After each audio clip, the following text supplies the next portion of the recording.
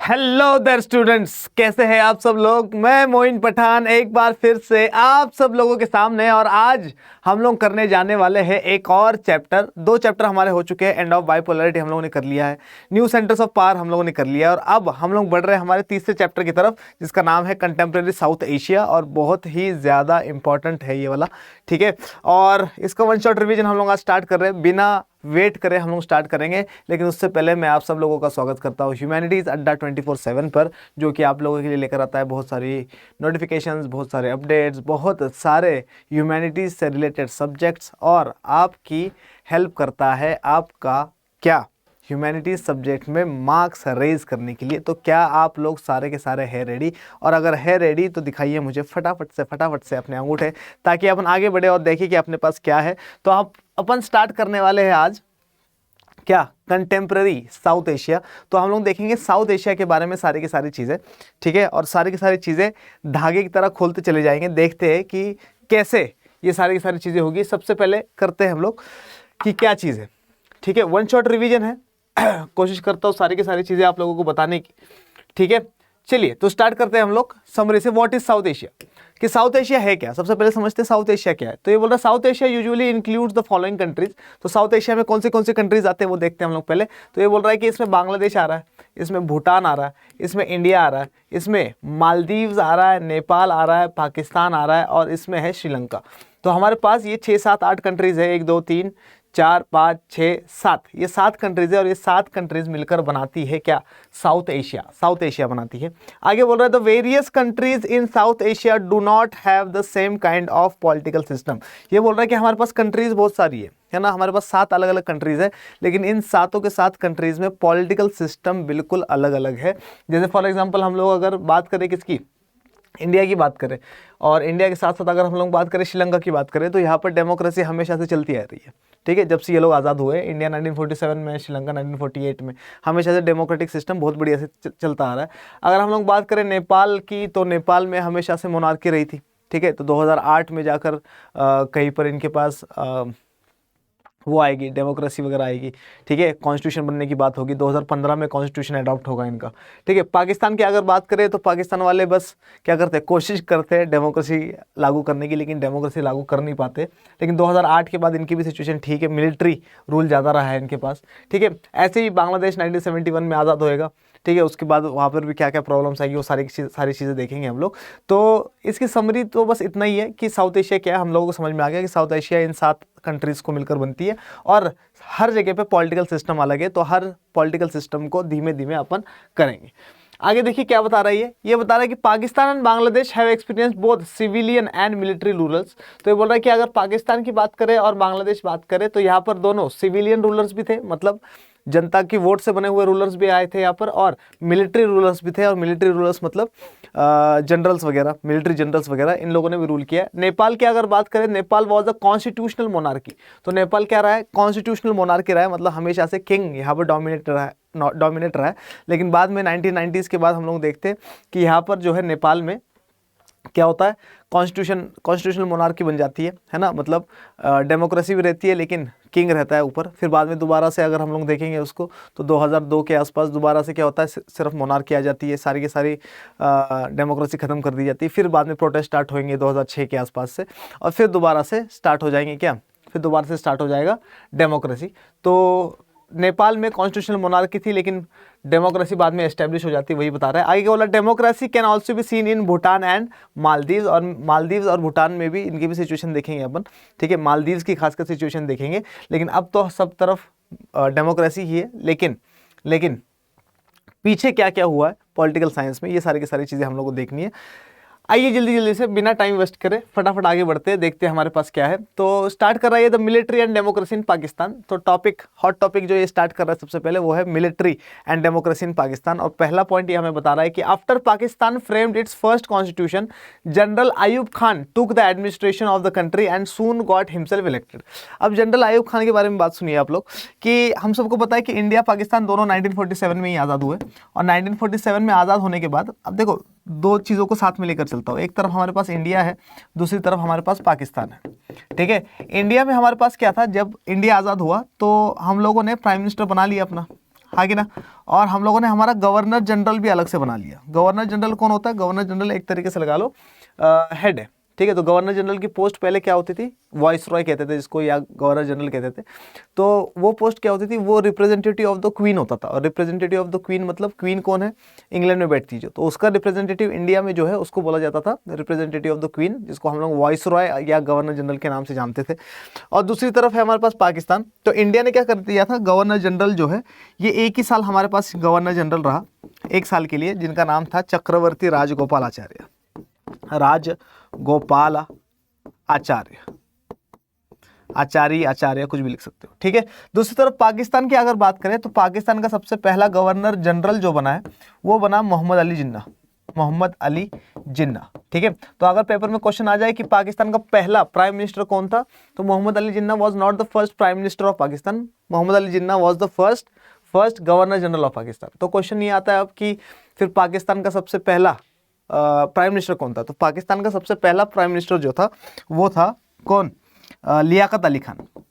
लियाकत अली खान, ठीक है। तो लियाकत अली खान जो है ये क्या करेगा?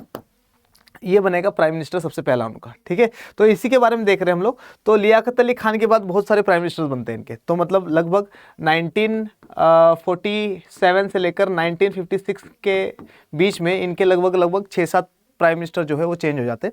और लास्ट प्राइम मिनिस्टर इनका मिर्ज़ा होता है, मिर्ज़ा, ठीक है। और मिर्ज़ा ये जो बंदा है इसके रूल के टाइम पीरियड में या इसके टाइम पीरियड में, अच्छा एक और चीज़ याद रखना कि अभी तक डेमोक्रेसी आई नहीं है पाकिस्तान में, ठीक है। तो डेमोक्रेसी पाकिस्तान में जो फर्स्ट जनरल इलेक्शन होंगे वो 1970 में होंगे जाकर, ठीक है। तो अभी के लिए क्या बोल रहा है ये? मिर्ज़ा प्राइम मिनिस्टर बनता है इनका। और जो ये मिर्ज़ा है इसके टाइम पीरियड में जो क्या कहते हैं उसको, मिलिट्री हेड होता है, ठीक है, उसका नाम है क्या? जनरल अयूब खान। जनरल अयूब खान।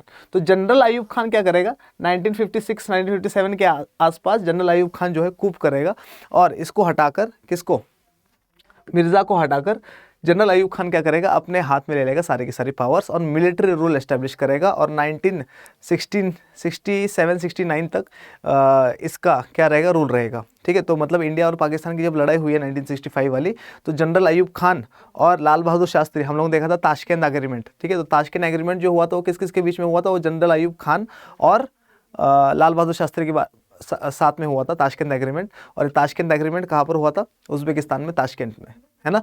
और वहाँ पर लाल बहादुर शास्त्री की डेथ भी हो गई थी एग्रीमेंट होने के बाद, ठीक है। तो ताशकंद एग्रीमेंट से खत्म हो जाती है क्या? 1965 की लड़ाई। तो ये क्या बोल रहा है? After Pakistan framed it's first constitution, Pakistan ने पहला कॉन्स्टिट्यूशन क्यों बोल रहा है? क्योंकि पाकिस्तान जो है इसका कॉन्स्टिट्यूशन बार बार चेंज होता रहेगा, है ना। नहीं ये पसंद नहीं है, चेंज कर दो, ठीक है, दूसरा ले आओ, दूसरा पसंद नहीं है, तीसरा ले आओ, ठीक है। और इसी तरीके से इनके प्राइम मिनिस्टर भी चेंज होते रहेंगे। तो ये क्या बोल रहा है? After Pakistan framed it's first constitution, general Ayub Khan took over the administration of the country and soon got himself elected, ठीक है। तो क्या हुआ इधर? जनरल अयूब खान ने क्या कर दिया? अपने हाथ में सारी की सारी पावर्स ले ली और, ठीक है, और क्या कहते हैं उसको जबरदस्ती क्या बन गया? प्राइम मिनिस्टर बन गया था जनरल अयूब खान। आगे क्या बोल रहा है ये?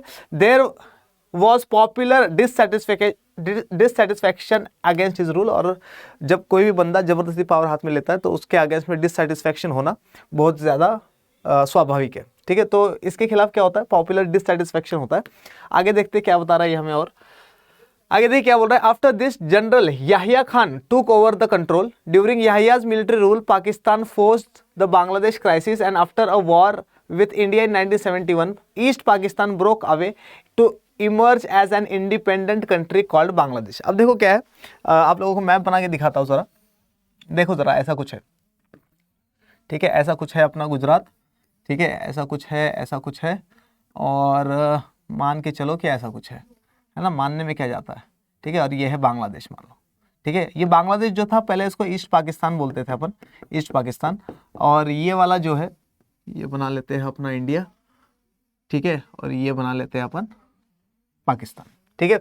तो अब सीन क्या है कि ये जो पाकिस्तान है इसको बोला जाता था वेस्ट पाकिस्तान और इसको बोला जाता था ईस्ट पाकिस्तान, क्योंकि हम सबको पता है कि जब डिवीजन हुआ था इंडिया का, तो इंडिया का डिवीजन कैसे हुआ था 1947 में, कि मुस्लिम पॉपुलेशन जहाँ पर ज़्यादा थी वहाँ पर बांट दिया गया था, तो वेस्ट और ईस्ट में बढ़ गया था मुस्लिम पॉपुलेशन। तो बंगाल का और पंजाब का मेनली क्या हुआ था, पार्टीशन हुआ था।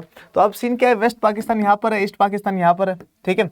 अब हुआ क्या, 1969 तक तो सब कुछ बढ़िया चल रहा था जनरल अयूब खान के साथ, ठीक है। 1969 के बाद क्या हुआ, 1969 के बाद याहिया खान, अब देखो प्राइम मिनिस्टर इस टाइम पीरियड में कौन है, जनरल अयूब खान है। जनरल अयूब खान के टाइम पीरियड में, जनरल अयूब खान के टाइम पीरियड में जनरल अयूब खान याहिया खान को क्या करता है, याहिया खान को अपॉइंट करता है एज मिलिट्री जनरल, ठीक है। ये क्या करता है, ये वही करता है जो जनरल अयूब खान ने किसके साथ किया था, मिर्जा के साथ किया था। इसको हटा देकर और खुद अपने हाथ में रूल ले लेगा, ठीक है। और लोग जो है, लोग कह रहे हैं कि भैया डेमोक्रेसी ले आओ, डेमोक्रेसी ले आओ। तो 1970 में, 1970 में, 1970 में फर्स्ट जनरल इलेक्शंस भी होंगे, फर्स्ट जनरल इलेक्शंस। और फर्स्ट जनरल इलेक्शंस में क्या होगा हम सबको पता है। इन पहले जनरल इलेक्शंस में दो तरीके के रिजल्ट आएंगे। वेस्ट पाकिस्तान वाले तो सपोर्ट करेंगे याहिया खान को, है ना, और दूसरा जो ईस्ट वाले हैं, ईस्ट वाले ये आवामी लीग को सपोर्ट करेंगे, है ना, मुजीबुर रहमान को, आवामी लीग को, ठीक है। तो अब सीन क्या है, यहाँ पर कोई और जीत जाता है, यहाँ पर कोई और जीत जाता है, ठीक है। तो बोला जाता है कि भैया हमें ऑटोनॉमी दे दो, हम यहाँ पे रूल करते हैं, तुम वहाँ पे रूल करो। ये लोग मानते नहीं है वेस्ट पाकिस्तान वाले, ये लोग क्या करते हैं, अपने लोगों के ऊपर अटैक कर देते हैं। और जैसे ही अपने लोगों के ऊपर अटैक कर देते हैं, वैसे ही क्या होता है, वहाँ पे प्रॉब्लम होनी स्टार्ट हो जाती है। यहाँ वाले लोग जो है भाग भाग के इंडिया में आने लग जाते हैं, ठीक है, इंडिया से हेल्प मांगने लग जाते हैं, इंडिया इनकी हेल्प करता है। और 1971 में पाकिस्तान के हो जाते हैं दो टुकड़े, वेस्ट पाकिस्तान अलग हो जाता है, ईस्ट पाकिस्तान अलग हो जाता है। और 1971 में पैदा हो जाता है कौन, बांग्लादेश। कौन पैदा हो जाता है, बांग्लादेश पहचान पैदा हो जाता है। समझ में आ रहा है नहीं आ रहा। तो ये सारी की सारी कहानी चल रही है। तो ये यही बोल रहा है, after this general Yahya Khan took over the control, Yahya Khan के अंडर में कंट्रोल आ गया सारा के सारा। During Yahya's military rule Pakistan faced the Bangladesh crisis, और याहिया के मिलिट्री रूल के टाइम पीरियड में ही बांग्लादेश क्राइसिस हुआ था 1971 वाला, दिसंबर 1971।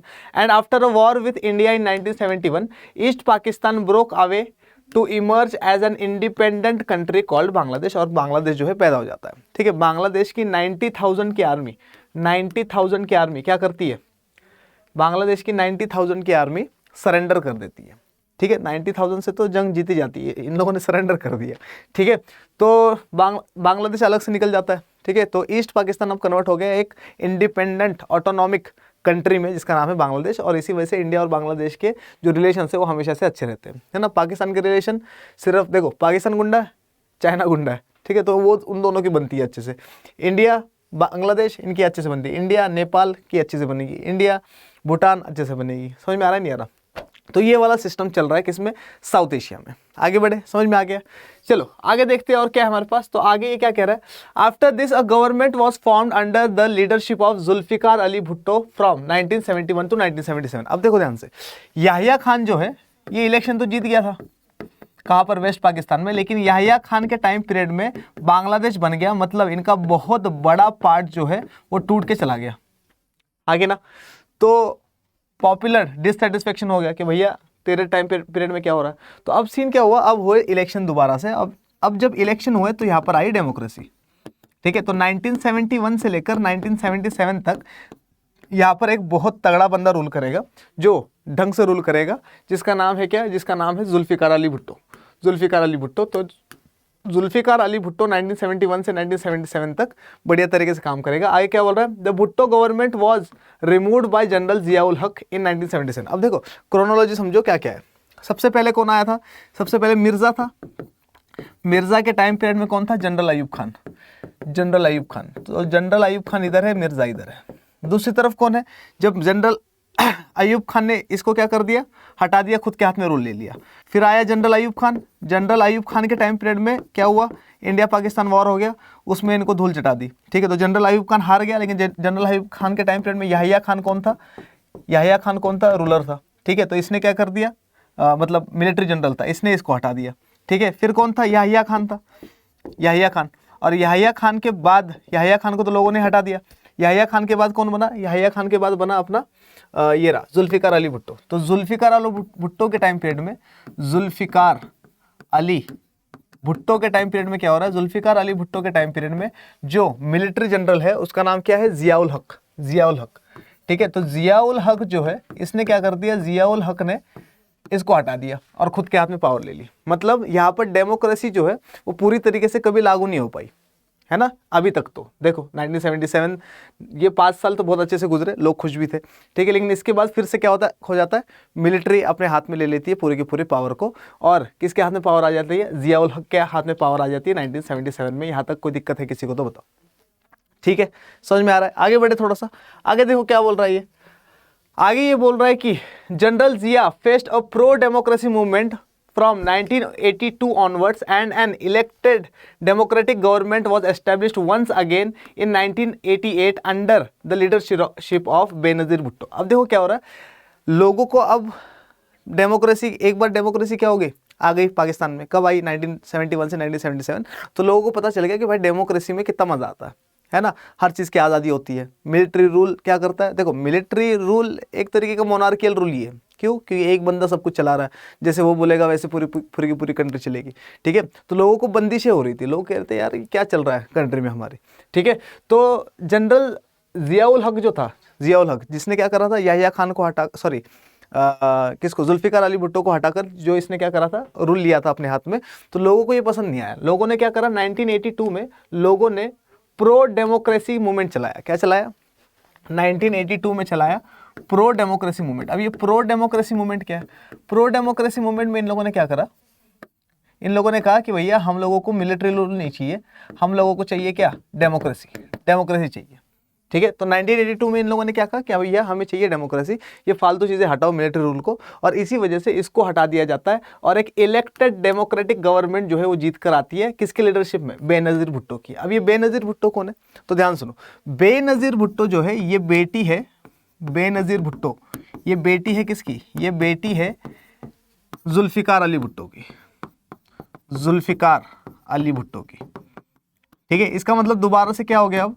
दोबारा से डेमोक्रेसी आ गई है। जुल्फिकार अली भुट्टो कौन था, जिसने 1971 से 77 रूल किया था, ठीक है। और बाद में क्या 1988 में कौन आएगी, बेनज़ीर भुट्टो आएगी, और ये पाकिस्तान की फर्स्ट फीमेल बनेगी जो कि प्राइम मिनिस्टर बनेगी। हमारे यहाँ पे फर्स्ट फीमेल कौन बनती है, इंदिरा गांधी बनती है। यहाँ पर बेनज़ीर भुट्टो फर्स्ट फीमेल बनेगी जो कि पाकिस्तान की क्या बनेगी, बाद में असैसिनेशन वगैरह हो जाता है, मार दिया जाता है इनको, लेकिन खैर, तो लेकिन डेमोक्रेसी क्या हो गई है, पाकिस्तान में आ गई है, ठीक है। तो इन्हीं की बेटी है जुल्फिकार अली भुट्टो की। आगे देखिए क्या बोल रहा है ये, आगे ये कह रहा है कि after this she had to face competition from the Pakistan peoples party and मुस्लिम लीग। अब सीन क्या हुआ कि अब डेमोक्रेसी आ गई है, अब डेमोक्रेसी में तो डेमोक्रेसी है, ठीक है। जब एक बंदा है, एक पार्टी है बेनज़ीर भुट्टो वाली, बेनज़ीर भुट्टो वाली, ठीक है, इसके साथ कंपटीशन करने के लिए आ गए कौन, एक पाकिस्तान पीपल्स पार्टी पीपीपी, और दूसरी आ गई कौन सी, दूसरी आ गई मुस्लिम लीग, ठीक है, एमएल। तो अब क्या हो गया, इन तीनों के बीच में कंपटीशन होने लग गया, ठीक है। तो 2 साल 3 साल ये क्या करेगी, as a prime minister rule करेगी, फिर ये हार जाएगी, फिर वो जीत जाएगी, फिर वो हार जाएगी, फिर ये जीत जाएंगे, ठीक है। तो ऐसे क्या होता था, बार बार शिफ्ट्स होती गई गवर्नमेंट, मतलब एक स्टेबिलिटी नहीं थी जो कि एक कंट्री में होनी चाहिए, जैसे कि इंडिया में दिखती है हमें, है ना। लेकिन इस टाइम पीरियड में अगर हम लोग देखें तो इंडिया में भी क्या था, कोalition गवर्नमेंट का टाइम पीरियड आ चुका था, अलायंस गवर्नमेंट का टाइम पीरियड आ चुका था, ठीक है। इंडिया में भी क्या सरकारें गिर रही थी, बन रही थी, ठीक है, खास करके इमरजेंसी के बाद में, ठीक है। तो ये सारी की सारी चीज़ें हो रही थी। चलो तो आगे क्या बोल रहा है, she had to face competition from the Pakistan peoples party and Muslim League in 1999 the army stepped in again and general Pervez Musharraf removed prime minister Nawaz Sharif. अब देखो 1996 के आसपास से नवाज शरीफ के हाथ में पावर आ जाती है, नवाज शरीफ के हाथ में, ठीक है। तो नवाज शरीफ जो है, अब देखो हिस्ट्री कैसे रिपीट करती है अपने आप को, देखो तो नवाज शरीफ जो है, नवाज शरीफ के टाइम पीरियड में जो जनरल था आर्मी का, उसका नाम था जनरल परवेज मुशर्रफ, जनरल परवेज मुशर्रफ, ठीक है। इनकी अभी अभी डेथ हुई है फरवरी में ही, ठीक है। तो जनरल परवेज मुशर्रफ जो है, इनकी डेथ हो जाती है, इनकी डेथ तो अब हुई है, सॉरी। जनरल परवेज मुशर्रफ जो है, ये क्या हुआ, ये क्या करता है, नवाज शरीफ को हटा देता है और पूरा का पूरा रूल लेता है अपने हाथ में, ठीक है। अब ये खेलेगा, ये क्या करेगा, ये जो है इलेक्शन करवाएगा और फेक वोट वगैरह ले लेगा और खुद को घोषित कर देगा कि भाई मैं ये इलेक्शन जीता हूँ, ठीक है। कई बार प्राइम मिनिस्टर की तरह काम करेगा, कई बार प्रेसिडेंट की तरह काम करेगा, कई बार मिलिट्री आर्मी जनरल की तरह काम करेगा। तो बहुत चालाक बंदा था ये, ठीक है। तो ये सारी की सारी चीज़ हो रही है। तो 1999 में क्या हो रहा है, 1999 में जनरल परवेज मुशर्रफ ने क्या कर दिया, इसने हटा दिया किसको, प्राइम मिनिस्टर नवाज शरीफ को, और अपने हाथ में लिया रूल, और 2008 तक इसी का रूल रहेगा, ठीक है। 2008 तक चलती रहेगी ये कहानी। यहाँ तक समझ में आ गया क्या, कोई दिक्कत है क्या?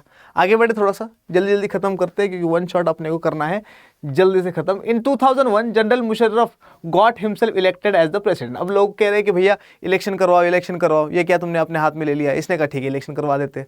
2001 में इसने इलेक्शन करवाया जनरल मुशर्रफ ने और खुद को इलेक्ट करवा दिया एज अ प्रेसिडेंट। ठीक है, आगे क्या बोल रहा है? सिंस 2008, फिर बाद में बोल रहा है कि इसका टाइम पीरियड चलता रहा।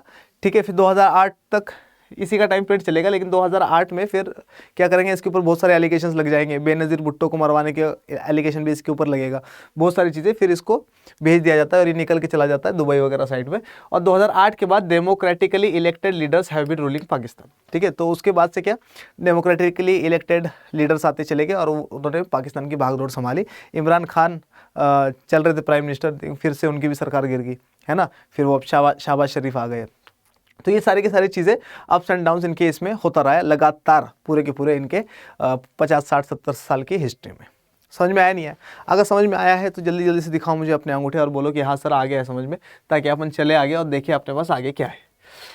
Factors that have contributed to Pakistan failure in building a stable democracy. अब ऐसे क्या फैक्टर्स रहे हैं जिससे पाकिस्तान जो है उसमें स्टेबल डेमोक्रेसी कभी हो ही नहीं पाई, हमेशा से अप्स एंड डाउन्स ही आते रहे, है ना, एक स्टेबल अच्छी कंट्री की तरह नहीं चल पाया ये। देखो क्या बोल रहा है, the social dominance of the military. सबसे पहला पॉइंट तो यही कह रहा है कि क्या मिलिट्री का डोमिनेंस बहुत ज़्यादा है यहाँ पर, और इसी वजह से एक स्मूथ तरीके से कंट्री नहीं चल पाई। क्लर्जी क्या होता है? Religious leaders. क्लर्जी क्या होता है? Religious leaders. तो रिलीजियस लीडर्स का भी क्या है, बहुत ज़्यादा डोमिनेशन है यहाँ पर, रिलीजियस लीडर्स का। तो रिलीजियस लीडर्स का बहुत ज़्यादा डोमिनेशन होने की वजह से, प्लस क्या, किस चीज़ का? मिलिट्री का बहुत ज़्यादा डोमिनेंस होने की वजह से, and land owning aristocracy. Land owning aristocracy मतलब क्या? वही ज़मींदार वगैरह, है ना, कुछ लोगों के पास बहुत ज़्यादा ज़मीन है ना, कुछ लोगों के पास बहुत कम ज़मीन है। ठीक है, तो जिनकी ज़मीनें ज़्यादा, उसने क्या कर रखा है, अथॉरिटी बना रखी है अपनी। ठीक है, इन्हीं की चलती है, पॉलिटिकल लीडर्स भी यही है।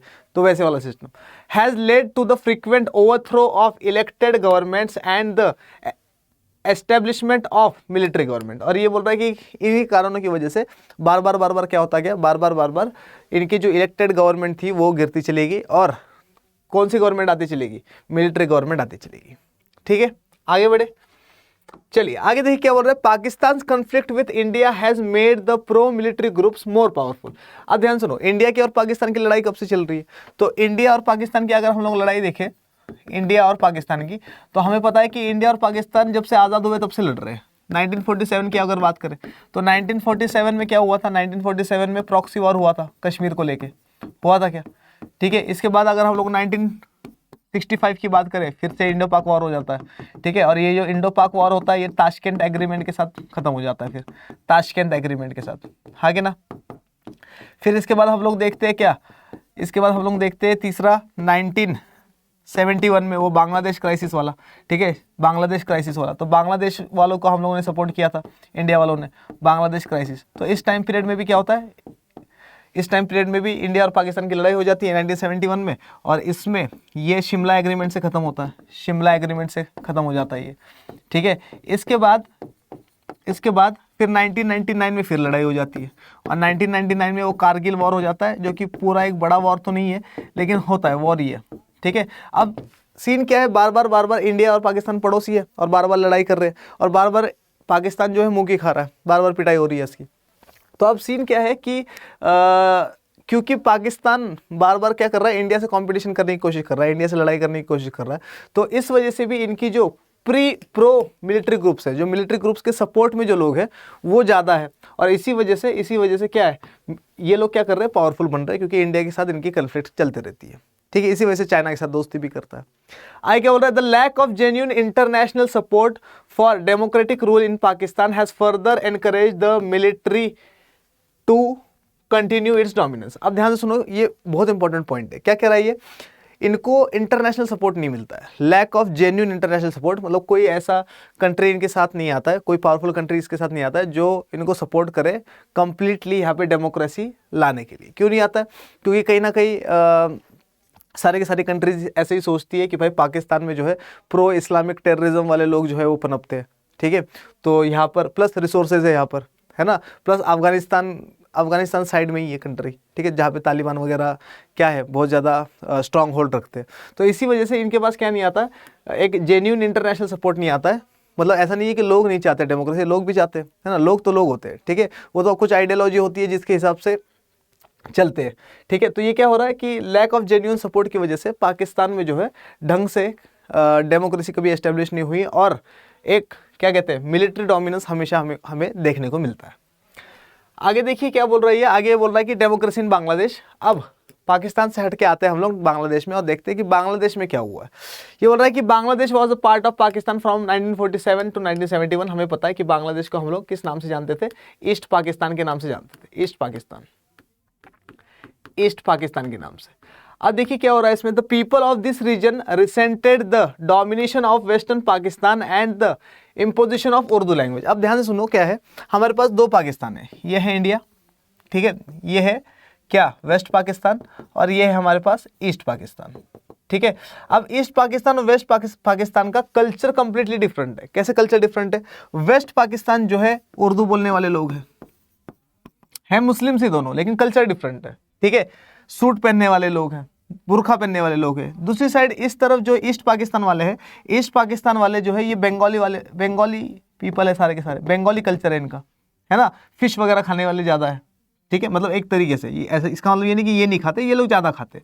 फिर दूसरी तरफ क्या साड़ी वगैरह पहनने वाले लोग हैं, ठीक है। तो वेस्ट पाकिस्तान ने हमेशा अपना डोमिनेंस दिखाया किस पे, हमेशा अपना डोमिनेंस दिखाया ईस्ट पाकिस्तान पे। और 1970 में इलेक्शन यहाँ वाले लोग, आवामी लीग जीत भी चुकी थी, फिर भी इन लोगों ने क्या करा, मुजीबुर रहमान को उठा के जेल में डाल दिया जो इनका लीडर था, ठीक है। तो क्योंकि वेस्ट पाकिस्तान हमेशा डोमिनेशन दिखाता था ईस्ट पाकिस्तान को, तो ईस्ट पाकिस्तान वाले थक चुके थे कि भैया ये क्या चल रहा है तुम्हारा, ठीक है, हम लोग इलेक्शन जीत रहे तो तुम नहीं मान रहे, ठीक है, जबरदस्ती हमें उर्दू लैंग्वेज सिखा रहे हो, हमें भैया बंगाली बोलनी है, नहीं सीखनी उर्दू, है ना, कल्चर को तो रिस्पेक्ट करो। तो इन लोगों ने इनका कल्चर को रिस्पेक्ट नहीं करा, तो 1971 में अलग हो जाएंगे। आया नहीं आया समझ। तो ये क्या बोल रहा है कि बांग्लादेश पार्ट था पाकिस्तान का from 1947 to 1971। The people of this region resented the domination of western Pakistan, western Pakistan हमेशा डोमिनेट करता था, and the imposition of Urdu language. तो इससे ये दो बड़े बड़े मुद्दे थे जो इनको लगता था कि भाई हमारे ऊपर क्या थोपे जा रहे हैं, ठीक है।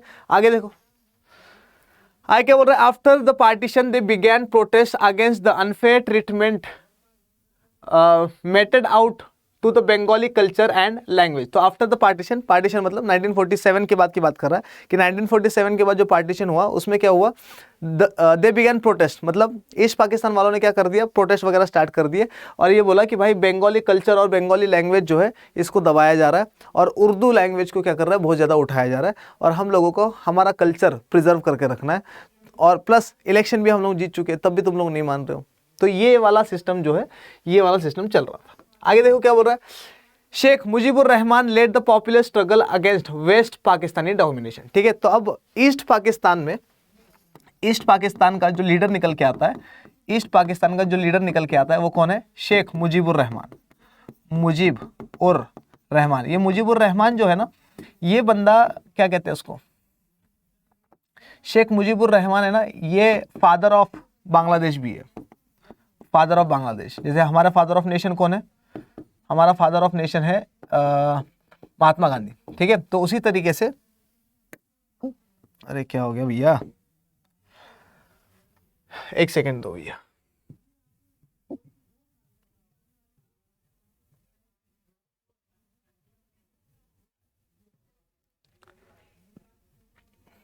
हाँ देखो इधर,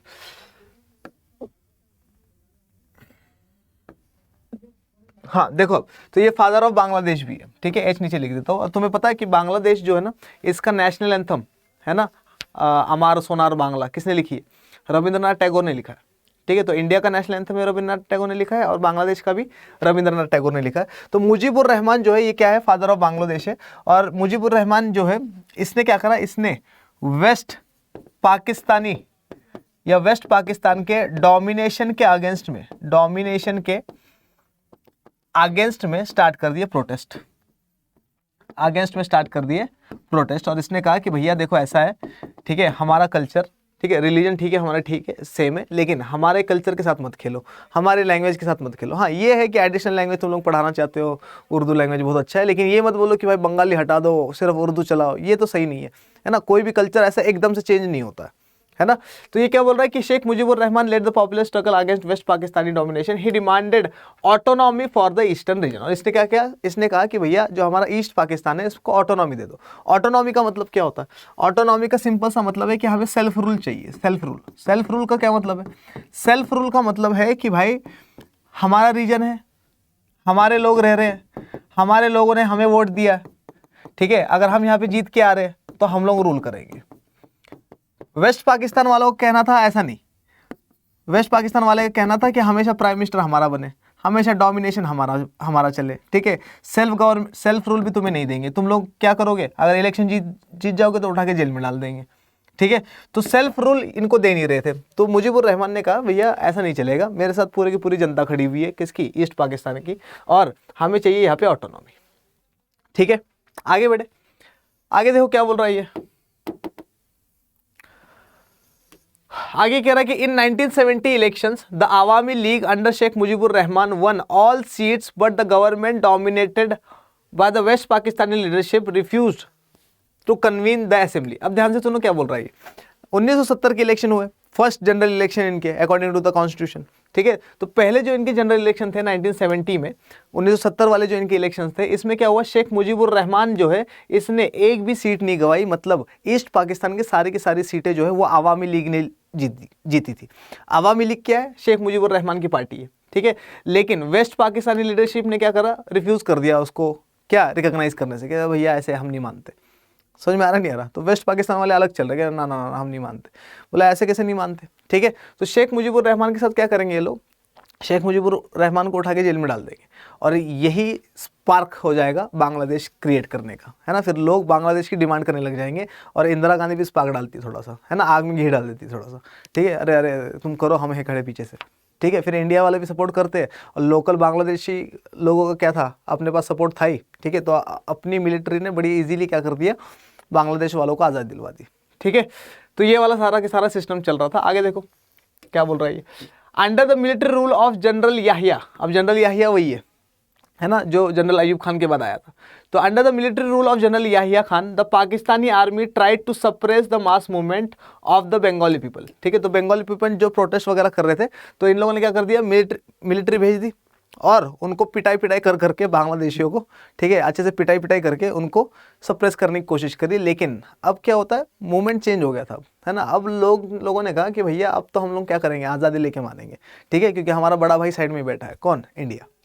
आगे क्या बोल रहा है, thousands were killed by Pakistan. तो पाकिस्तान वालों ने हज़ारों लोगों को, अपने ही लोगों को मरवा दिया, है ना। ईस्ट पाकिस्तान भी तो तुम्हारा था, इंक्लूसिव कल्चर रखते तो, है ना, इंक्लूड करके चलते सबको, लेकिन ऐसा नहीं करना था इनको, ठीक है। तो पिटाई हो जाएगी। आगे देखो क्या बोल रहा है, आगे ये कह रहा है कि the government of India supported the demand of the people of east Pakistan for the independence and help them financially and militarily, ठीक है। तो अब हो क्या रहा, अब देखो इंडिया जो है बिना बात के नहीं आया बीच में। इंडिया बीच में कैसे आया, इंडिया बीच में कैसे आया, देखो इधर ये हमारे पास क्या, ईस्ट पाकिस्तान, ठीक है। वेस्ट पाकिस्तान ने अपनी मिलिट्री भेजी, ठीक है, तीनों तरफ से, और क्या कर दिया, अटैक करना शुरू कर दिया। लोग भाग भाग करके कहाँ पे आने लग गए, इंडिया में आने लग गए। तो अपने पास वैसे ही 1960 से लेकर 1970 अपन खुद ही परेशान थे, नहीं थे क्या परेशान, इतने परेशान थे। इसको डेंजरस डिकेड बोला जाता है ना इंडिया की हिस्ट्री में। क्यों, 2 तो वॉर लड़ लिए अपन, ठीक है, खाने पीने के लिए अपने पास कुछ है नहीं, ठीक है, प्लस इकोनॉमिक क्राइसिस चल रही है, ठीक है। लाल बहादुर शास्त्री 1965 में जब पाकिस्तान के साथ वॉर था, तो उसमें चंदा मांग रहे थे कि भैया चंदा दे दो, लड़ाई करनी है। समझ में आ रहा नहीं है, तो अपनी खुद की सिचुएशन ठीक नहीं है। प्लस 1947 के रेफ्यूजीज की प्रॉब्लम अभी चल रही है, ऊपर से और ज़्यादा लोग क्या कर रहे हैं, इंडिया में आ रहे हैं। तो प्रॉब्लम काफ़ी थी, ठीक है। तो इंडिया वालों से मदद मांगी किसने, लोकल बांग्लादेशी लोगों ने, ठीक है। तो जब इन लोगों ने मदद मांगी, हम कह रहे अरे पाकिस्तान के खिलाफ अभी आते, चलो ठीक है। तो अब सीन क्या हो गया, ये लोग आए इंडिया वाले, और इंडिया वालों ने क्या कर दिया, सपोर्ट कर दिया, और बांग्लादेश को आज़ाद करवाने में हेल्प करी, ठीक है। और इंडिया ने फाइनेंशियली भी हेल्प करी, खुद पैसा नहीं है अपने पास, लेकिन पाकिस्तान के खिलाफ है तो पैसा दे दिया अपन ने, ठीक है। प्लस मिलिट्री की भी हेल्प करी, है ना। और सिर्फ मिलिट्री से नहीं करी थी, एयरफोर्स से भी हेल्प करी थी, और नेवी से भी हेल्प करी थी। समझ में आ रहा नहीं आ रहा, कोई दिक्कत है क्या, बड़े आगे थोड़ा सा देखिए और क्या है हमारे पास। आगे ये कह रहा है कि this resulted in war between India and Pakistan in December 1971। दिसंबर 1971 में ही क्या हो जाता है, बांग्लादेश बनाने का मूवमेंट बहुत ज़्यादा हाई हो जाता है और इंडिया सपोर्ट करने लग जाता है और इंडिया और पाकिस्तान की लड़ाई हो जाती है कि भाई इंडिया क्यों इंटरवीन कर रहा है बिना बात के, ठीक है। That ended in the surrender of Pakistani forces in east Pakistan and the formation of Bangladesh as an independent country, ठीक है। तो फिर क्या होता है लास्ट में, इनको पता ही है ना, क्या होता है, जो वेस्ट पाकिस्तान वाले हैं उनको सरेंडर करना पड़ जाता है और क्या बांग्लादेश जो है एक इंडिपेंडेंट नेशन बनके, एक इंडिपेंडेंट कंट्री बनके निकलता है, उभरता है, ठीक है। यहाँ तक कोई दिक्कत है किसी को, ठीक है, समझ में आ रहा है। चलिए आगे बढ़ते थोड़ा सा देखते हैं हमारे पास और क्या है। Bangladesh drafted it's constitution declaring faith in secularism, democracy and socialism. अब क्या हुआ, बांग्लादेश क्या करता है, अपना कॉन्स्टिट्यूशन बनाता है और कॉन्स्टिट्यूशन में क्या कहता है कि भैया बांग्लादेश एक सेक्युलर कंट्री है, मतलब बांग्लादेश के लोगों का क्या हो सकता है, रिलीजन हो सकता है, लेकिन बांग्लादेश एज अ नेशन का कोई रिलीजन नहीं है, जैसे इंडिया का है ना। इंडिया सेक्युलर कंट्री है, मतलब क्या, इंडिया एज अ नेशन का कोई रिलीजन नहीं है, लेकिन इंडिया वाले लोगों का अपना अपना रिलीजन है, ठीक है। आगे क्या बोल रहा है, डेमोक्रेसी, एक डेमोक्रेटिक कंट्री अपने आप को घोषित करता है ना। फिर इसके आगे यहाँ पर डेमोक्रेसी चलती रहेगी। और सोशलिस्ट कंट्री की मतलब हम लोगों को समाज को क्या करना है, डेवलप करना है, तो एक सोशलिज्म की थ्योरी देता है कौन, Bangladesh. In 1975 Sheikh Mujib got the constitution amended to shift from the parliamentary to presidential form of government. तो शेख मुजीबुर रहमान क्या करता है 1975 में, पार्लियामेंट्री फॉर्म ऑफ गवर्नमेंट से चेंज होकर प्रेसिडेंशियल फॉर्म ऑफ गवर्नमेंट करने की कोशिश करता है, जैसे कि कहाँ चलती है, यूएसए में, है ना, जिसमें क्या होता है, जिसमें पार्लियामेंट से मतलब प्रेसिडेंट जो होता है वो हेड होता है किसका, गवर्नमेंट का, ठीक है। आगे देखो, आगे क्या बोल रहा है, he also abolished all parties except his own the Awami League. अब देखो, अब वही बात होगी, है ना, किसी भी बंदे के हाथ में पावर दे दो, ठीक है, और उसको चेक कर लो कि भाई वो चला पाता है नहीं पाता। तो शेख मुजीबुर रहमान पहले तो क्या था, बढ़िया चल रहा था, ठीक है, सब कुछ डेमोक्रेसी के अकॉर्डिंग चल रहा था, लेकिन चुन्नू नहीं काट गए, है ना। अब इसने क्या कर दिया, इसने कहा कि भाई पार्लियामेंट्री फॉर्म ऑफ गवर्नमेंट को हटा के हम लोग प्रेसिडेंशियल फॉर्म ऑफ गवर्नमेंट कर देते हैं, ठीक है, और वन पार्टी सिस्टम कर देंगे, सब के सब खत्म, पार्टीज सिर्फ एक ही पार्टी चलेगी जिसका नाम है आवामी लीग। लोगों ने पूछा कौन सी पार्टी, कहता मेरी वाली पार्टी, समझ में आया नहीं है। तो शेख मुजीबुर रहमान ने ये करना स्टार्ट कर दिया। Sheikh Mujib was assassinated and a military rule was established under Ziaur Rahman. अब ध्यान सुनो क्या हुआ, अब उसने मोनार्की टाइप सिस्टम करना स्टार्ट चाहा था, किसने, क्या नाम है उसका, शेख मुजीबुर रहमान ने, ठीक है। अब लोगों को पसंद नहीं आया, तो एक मिलिट्री रूलर था हमारे पास, मिलिट्री जनरल था एक, जिसका नाम था जियाउर रहमान। जियाउर रहमान क्या कर देगा, शेख मुजीबुर रहमान को मार देगा, ठीक है, और रूल ले लेगा अपने हाथ में। मतलब जहाँ पे अच्छी भली डेमोक्रेसी चल रही थी उसकी क्या कर दी इन लोगों ने, है ना, कर दी, समझ गए हो तुम लोग, ठीक है। आगे देखो, आगे क्या बोल रहा है, he was assassinated and another military take over followed under the leadership of lieutenant general H M. Ershad. अब सीन क्या हुआ, जियाउर रहमान ने क्या करा, जियाउर रहमान ने मार दिया किसको, मुजीबुर रहमान को, ठीक है, और जियाउर रहमान को मार देगा कौन, एच.एम. इरशाद, और ये अपने हाथ में ले लेगा रूल, ठीक है। Mass public protest made Ershad step down in 1990, ठीक है। और फिर क्या होने लग गया, इरशाद के अगेंस्ट में बहुत बड़ा प्रोटेस्ट होने लग जाएगा कि भाई तूने किसको मार दिया, हमारे मिलिट्री जनरल को, जियाउर रहमान को मार दिया, ठीक है। और इसी वजह से इसको अपनी पोजीशन छोड़नी पड़ जाती है, किसको, इरशाद को, एच.एम. इरशाद को। इलेक्शंस वर हेल्ड इन 1991, और फिर इलेक्शंस हो जाएंगे 1991 में, ठीक है। मतलब देखो, किसी भी सिस्टम को लागू करना इतना आसान नहीं होता है जब तक कि एक ऐसा कॉन्स्टिट्यूशन अपने पास हो जो कि हर चीज़ क्लियरिटी से बताए। इसी वजह से हमारा जो कॉन्स्टिट्यूशन है उसको बनने में 2 साल 11 महीने 18 दिन लगे, है ना। जबकि अगर हम लोग उसकी बात करें, किसकी, अमेरिका की, तो अमेरिका का कॉन्स्टिट्यूशन कुछ 4 महीने में बना है। समझ में आ रहा नहीं आ रहा है। इस वजह से हर स्टेट के अलग कॉन्स्टिट्यूशन है, यूएसए का खुद का कॉन्स्टिट्यूशन अलग है, लेकिन हर स्टेट का भी कॉन्स्टिट्यूशन अलग है, तो यही फर्क पड़ जाता है। आगे देखो क्या बोल रहा है, since then representative democracy based on multi party elections has been working in Bangladesh. और फिर बोल रहा है कि 1991 के बाद सब कुछ ठीक रहा, और 1991 के बाद बांग्लादेश में क्या हुआ, एक मल्टी पार्टी इलेक्शंस होते हैं, ठीक है, और डेमोक्रेसी जो है वहाँ से चल रही है। तो 1991 तक तो क्राइसिस थी। तो हम लोगों को सिर्फ क्या याद रखना है मुजीबुर रहमान, याद रखना है हमें मुजीबुर रहमान के बाद जियाउर रहमान और एच.एम. इरशाद, ठीक है। एच.एम. इरशाद के बाद क्या हो जाएगा 1990 में मास प्रोटेस्ट हो जाएंगे, 1990 में इलेक्शन हो जाएंगे और इस इलेक्शन के बाद डेमोक्रेटिकली ये वाली कंट्री चलती जाएगी जिसका नाम बांग्लादेश है और जीडीपी में इंडिया से भी ऊपर है। ठीक है, लेकिन कंट्री भी छोटी है। ठीक है, कोई दिक्कत यहाँ तक? आगे बढ़ते हैं, देखते हैं आगे क्या है। मोनार्की एंड डेमोक्रेसी इन नेपाल। ठीक है, अब साउथ एशिया में जो तीसरी कंट्री हम लोग पढ़ने जा रहे हैं उसका नाम है नेपाल। पाकिस्तान देख लिया हम लोगों ने, बिल्कुल देख लिया। इसके बाद बांग्लादेश देख लिया, बिल्कुल देख लिया। अब देखते हैं हम लोग नेपाल की कहानी। और नेपाल जो है एक स्ट्रैटेजिक कंट्री है इंडिया के लिए, क्योंकि इंडिया और चाइना के बीच में पड़ती है ना। इंडिया और चाइना के बीच में नेपाल नहीं होता तो क्या होता है ना। अगर नेपाल नहीं होता इंडिया और चाइना के बीच में, इसका मतलब क्या, इसका मतलब चाइना और इंडिया कतई जुड़ा हुआ होता है। कतई जुड़ा होने का मतलब क्या, बॉर्डर डिस्प्यूट्स और बढ़ जाते हैं, तो एज अ बफर स्टेट देखा जाता है इसको। ठीक है, देखो क्या बोल रहा है। Nepal was a Hindu kingdom in the past but later change into a constitutional monarchy in the modern period for many years. ठीक है, तो ये क्या बोल रहा है, पास्ट में ये क्या था, एक हिंदू किंगडम था क्या, नेपाल। ठीक है, किंग्स आएंगे इसमें। ठीक है, अलग अलग किंग्स आएंगे, बताऊंगा कौन से किंग्स हैं। लेकिन बीच में क्या हो जाता है, ये कॉन्स्टिट्यूशनल मोनार्की बन जाता है। फिर दोबारा कॉन्स्टिट्यूशनल मोनार्की मतलब क्या, राजा तो बैठा हुआ है, नीचे पार्लियामेंट भी चल रही है। समझ में आ रहा नहीं आ रहा? ठीक है, तो राजा एज अ नॉमिनल हेड बैठ जाता है। ठीक है, इसकी भी चलती है लेकिन उतनी नहीं चलती जितना मोनार्की में चलती है। मोनार्की में तो हर चीज़ ये बताएगा क्या करना है क्या नहीं करना है ना, हर डिसीजन ये लेगा। लेकिन अब क्या होता है, कॉन्स्टिट्यूशनल मोनार्की आ जाएगी। कॉन्स्टिट्यूशनल मोनार्की में क्या हो जाएगा, राजा तो बैठा रहेगा लेकिन डेमोक्रेसी भी चलती रहेगी, या फिर क्या कहते हैं, कॉन्स्टिट्यूशन के हिसाब से पार्लियामेंट वगैरह चलता रहेगा। ठीक है, तो ये क्या बोल रहा है, फिर मॉडर्न में क्या हो जाएगा, कॉन्स्टिट्यूशन मोनार्की बन जाएगी और 2015 के बाद तो कंप्लीटली डेमोक्रेसी इसमें आ जाएगी। ठीक है, आगे बढ़ते हैं। देखो क्या बोल रहा है, the king accepted the demand for a new democratic constitution in 1990 in the wake of a strong pro democracy movement. अब देखो नेपाल में क्या होता है, नेपाल में हमारे पास बहुत सारे किंग्स आते हैं।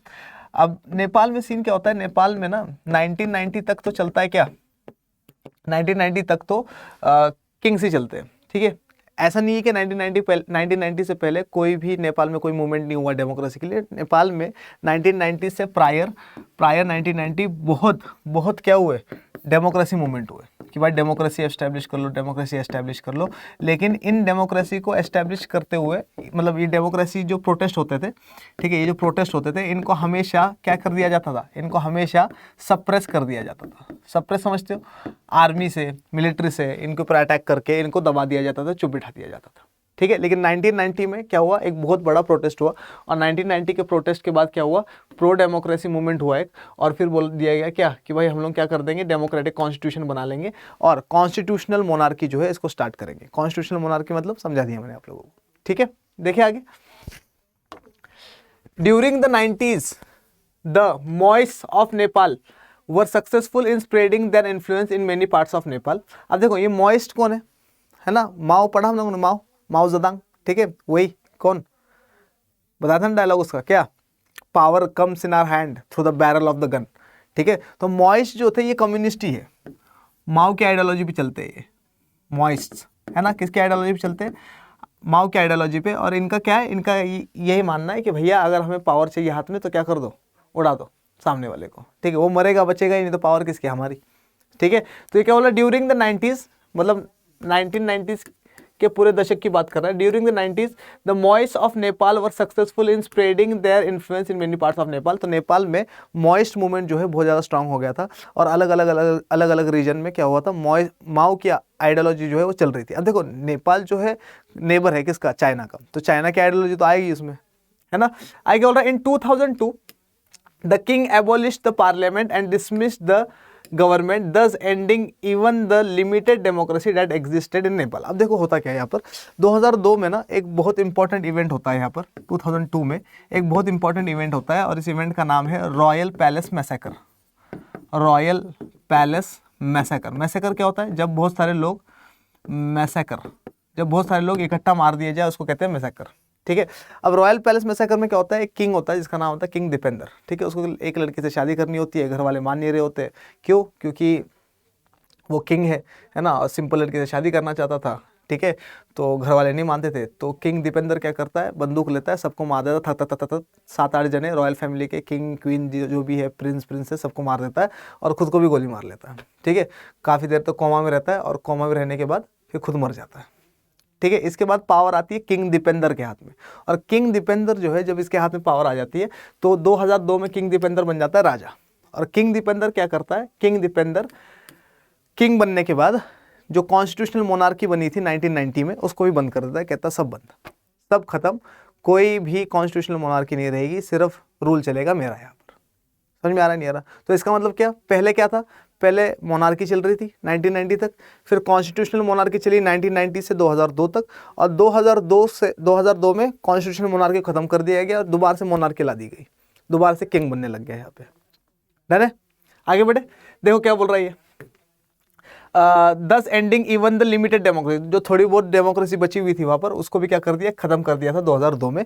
लेकिन लोगों ने चख लिया अब डेमोक्रेसी, आगे ना, अब जब लोगों ने डेमोक्रेसी चख लिए इसका मतलब लोग क्या कर देंगे, अब दोबारा से प्रोटेस्ट करेंगे। तो 2002 में, 3 में, 4 में, 5 में लगातार प्रोटेस्ट होते रहेंगे, लेकिन 2006 में एक बहुत बड़ा प्रोटेस्ट होगा और उसके बाद किंग मान जाएगा कि भैया ठीक है हम लोग क्या करेंगे, कॉन्स्टिट्यूशन बनाएंगे। तो 2008 में बोल दिया जाता है कि कॉन्स्टिट्यूशन बनाएंगे, ठीक है, लेकिन कॉन्स्टिट्यूशन बनता नहीं। 2006 में बोलते हैं, 2008 तक निकलता है, लेकिन कॉन्स्टिट्यूशन बनता नहीं है, ठीक है। फिर 2008 में और बड़े प्रोटेस्ट होने स्टार्ट हो जाएंगे कि भैया कब बनेगा कॉन्स्टिट्यूशन। तो कॉन्स्टिट्यूशन बन के रेडी हो जाता है इनका 2015 में, ठीक है। फिर 2015 से डेमोक्रेसी वहाँ पर लागू हो जाती है, ठीक है। चलो देखो अब, in April 2006 there was a massive country wide pro democracy protest, ठीक है। तो ये क्या बोल रहा है, अप्रैल 2006 की बात है, अप्रैल 2006 से एक बहुत बड़े लेवल पे, कंट्री वाइड लेवल पे प्रो डेमोक्रेसी, अब जहाँ भी वर्ड प्रो आ जाए इसका मतलब क्या, डेमोक्रेसी के सपोर्ट में, ठीक है। तो डेमोक्रेसी के सपोर्ट में क्या होने लग जाता है, प्रोटेस्ट होने लग जाता है। The largely non-violent movement was led by 7-party alliance SPA, the MOIS and the social activists। अब देखो क्या है, नेपाल में ना बहुत सारे पार्टीज है, जैसे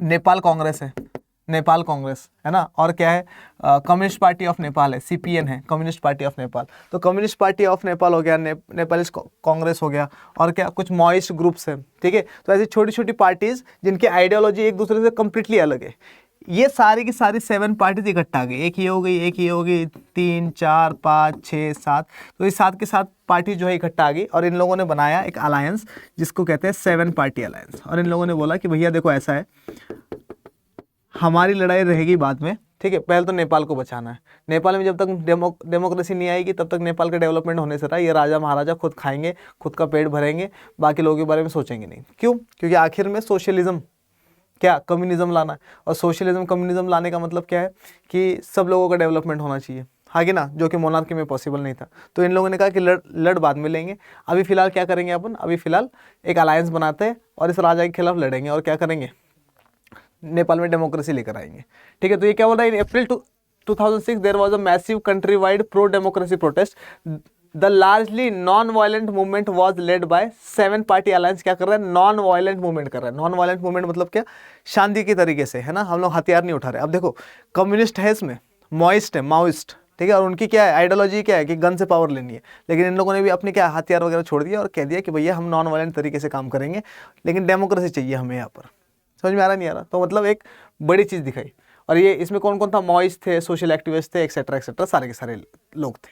आगे देखो क्या कह रहा है ये, आगे कह रहा है कि the pro democracy forces achieved their major victory when the king was forced to restore the house of the representatives that had been dissolved in April 2002। अब ये जो 7 पार्टी अलायंस है, इनके प्रोटेस्ट से फायदा क्या हुआ, इनके प्रोटेस्ट से फायदा ये हुआ कि जो कॉन्स्टिट्यूशनल मोनार्की 2002 में खत्म हो गई थी, उस कॉन्स्टिट्यूशनल मोनार्की को दोबारा से क्या करेंगे, एस्टेब्लिश करेंगे। इसका मतलब house of representative, house of representative मतलब जो पार्लियामेंट खत्म कर दिया गया था उस पार्लियामेंट को दोबारा से एस्टेब्लिश कर दिया जाएगा नेपाल में, ठीक है। आगे देखो, आगे देखो क्या बोल रहा है, आगे बोल रहा है कि in 2008 Nepal became a democratic republic after abolishing the monarchy. और 2008 में क्या होता है, 2008 में नेपाल में मोनार्की को एबोलिश कर दिया जाता है, मतलब नेपाल में मोनार्की को कर दिया जाता है कंप्लीटली खत्म। इन 2015 it adopted a new constitution, और 2015 में कॉन्स्टिट्यूशन अडॉप्ट कर लेगा। और उसके बाद से 2015 से लगभग 8 साल हो गए, तो नेपाल एकदम बढ़िया तरीके से स्मूथली चल रहा है। लेकिन अभी भी प्रॉब्लम हो जाती है, जैसे नेपाल कांग्रेस है तो नेपाल कांग्रेस के भी 2 पार्ट हो गए, है ना, नेपाल कांग्रेस जीती है वहाँ पर, ठीक है, लेकिन उसके भी 2 पार्ट हो गए। जैसे ओपी शर्मा कोहली के बारे में देखते हैं हम लोग, ओपी शर्मा के बारे में देखते तो ओपी शर्मा जो है प्राइम मिनिस्टर रह चुके थे, फिर उसी की पार्टी का दूसरा ग्रुप एक वो आता है जो अब प्राइम मिनिस्टर है, क्या नाम है उसका, पुष्पा प्रचंडा, ठीक है। तो प्रॉब्लम्स तो आती है ना, हर कंट्री में प्रॉब्लम्स आती है, लेकिन 2015 के बाद क्या कर रहा है नेपाल जो है स्मूथली चल रहा है, कोई दिक्कत नहीं है नेपाल को। ठीक है, तो हम लोगों ने देखा क्या अभी तक हम लोगों ने देखा किसके बारे में, सबसे पहले हम लोगों ने देखा पाकिस्तान के बारे में, देखा बांग्लादेश के बारे में, देखा नेपाल के बारे में, देखा। आगे देखते हैं क्या है हमारे पास, ethnic conflict and democracy in Sri Lanka. तो नेक्स्ट हमारे पास है क्या, श्रीलंका। अब देखो श्रीलंका के बारे में स्टार्टिंग में मैंने आप लोगों को क्या बताया था कि श्रीलंका जो है वो एक ऐसी कंट्री है जहां पर हमेशा से डेमोक्रेसी रही है, बिल्कुल सही बात है। तो इसको क्यों पढ़ रहे फिर, जब शुरू से 1948 से डेमोक्रेसी रही है, तो 1948 में आज़ाद हुआ ना ये, और इसका नाम क्या था पहले, सीलोन। सीलोन, ये भी याद रखना। तो सीलोन के नाम से अगर कोई क्वेश्चन आ जाए तो सीलोन का मतलब क्या होता है, श्रीलंका ही होता है। ठीक है, अब ध्यान से सुनो, एथनिक कन्फ्लिक्ट। अब देखो क्या बोल रही है, एथनिक कन्फ्लिक्ट है यहाँ पे। एथनिक मतलब यहाँ पर जो लड़ाई चलेगी वो चलेगी लैंग्वेज के बेसिस पे। किसके बेसिस पे लड़ाई चलेगी, लैंग्वेज के बेसिस पे लड़ाई चलेगी। और लैंग्वेज के बेसिस पे लड़ाई का मतलब क्या है, यहाँ पर लोग दो लैंग्वेज के लिए लड़ेंगे। एक लैंग्वेज है सिन्हाला लैंग्वेज, सिन्हाला, और दूसरी लैंग्वेज है कौन सी, तमिल लैंग्वेज। ठीक है, और तमिल, तो सिन्हाला लैंग्वेज बोलने वाले लोग और तमिल लैंग्वेज बोलने वाले लोग, इन दोनों के बीच में लड़ाई चलेगी। तो लिंग्विस्टिक बेसिस के ऊपर या एथनिक बेसिस के ऊपर, लिंग्विस्टिक बेसिस के ऊपर। तो अगर एक मार्क्स में क्वेश्चन आ जाए कि साउथ एशिया की वो कौन सी कंट्री है जहां पर लिंग्विस्टिक बेसिस के ऊपर लड़ाई हो रही थी, तो कहाँ हो रही है, श्रीलंका में। ठीक है, तो लिंग्विस्टिक बेसिस के ऊपर कहाँ पर लड़ाई हो रही है, या एथनिक बेसिस के ऊपर। एथनिक मतलब एथनिसिटी, रेस कहाँ की है तुम्हारी, एथनिक बेसिस पे जो तुम्हारी लड़ाई हो रही है, अच्छा कहाँ पर हो रही है, साउथ एशिया के श्रीलंका में। अच्छा इंपॉर्टेंट चीज सुनो, सिन्हाला जो लोग हैं, जो सिन्हाला लैंग्वेज वाले लोग हैं, वो प्रॉपरली श्रीलंकन से। ठीक है, जो तमिल वाले लोग हैं, आपको भी पता तमिलनाडु है इंडिया में, लेकिन तमिल वाले लोग भी वहां पर दो तरीके के, कौन से दो तरीके के, एक इनके यहाँ पर है श्रीलंकन तमिल्स, श्रीलंकन तमिल्स। ठीक है, और दूसरे इनके यहाँ पर है कौन, इंडियन तमिल्स, इंडियन तमिल्स। तो श्रीलंकन तमिल्स और इंडियन तमिल्स दो तरीके के लोग हैं। अब ध्यान सुनना इनके बारे में, श्रीलंकन तमिल्स के बारे में और इंडियन तमिल्स के बारे में। जो श्रीलंकन तमिल्स है यहाँ पर, ये भी इंडिया के ही गए हुए हैं वहाँ पर, लेकिन ये कब गए, ये लगभग 700 800 900 1000 साल हो गए इनको इंडिया से वहाँ पे शिफ्ट होने के लिए। अब वो श्रीलंकन नहीं है, इंडियन नहीं है ना। उनकी पूरी 10 12 15 20 जनरेशन जो है वही पैदा हुई है। वहाँ क्यों गए, श्रीलंका में क्यों गए, तो आप लोगों को पता होगा छोला एम्पायर वगैरह था, है ना, हिस्ट्री में पढ़ा होगा छोला एम्पायर। तो छोला एम्पायर जो था, है ना, राजेंद्र छोला, राजवंश छोला, ठीक है, तो वो सारे के सारे, जब छोला एम्पायर था, तो छोला एम्पायर जो था उन लोगों ने श्रीलंका के ऊपर भी कब्जा कर लिया था, है ना। जब श्रीलंका के ऊपर कब्जा कर लिया था, बल्कि इंडोनेशिया वगैरह भी चले गए थे वो लोग तो। ठीक है, तो लोग क्या हो गए, इधर से उधर माइग्रेट हो गए, शिफ्ट हो गए, क्योंकि अपनी टेरिटरी है, जियो उधर रह लो आराम से। ठीक है, तो छोला एम्पायर के टाइम पीरियड में जो लोग गए थे वो तो श्रीलंकन तमिल्स है। ठीक है, और ब्रिटिशर्स के टाइम पीरियड में जो गए थे वो है इंडियन तमिल्स। तो ब्रिटिशर्स वाले तो अभी वाले 100-200 साल वाले। ठीक है, तो प्लांटेशन वर्कर्स बन के गए थे लोग, क्या बन के, प्लांटेशन वर्कर्स। ठीक है, गए तो क्या थे, इनको जबरदस्ती ले गए थे, प्लांटेशन वर्कर्स। ठीक है, लेकिन अब सीन क्या है, श्रीलंका की मेन लड़ाई है सिन्हाला और तमिलों की। तो जब सिन्हाला की और तमिल की लड़ाई होती है, तो ये लोग देखते नहीं है कि इंडियन तमिल है या श्रीलंकन तमिल है, दोनों की पिटाई कर देते हैं। समझ में आ रहा नहीं आ रहा।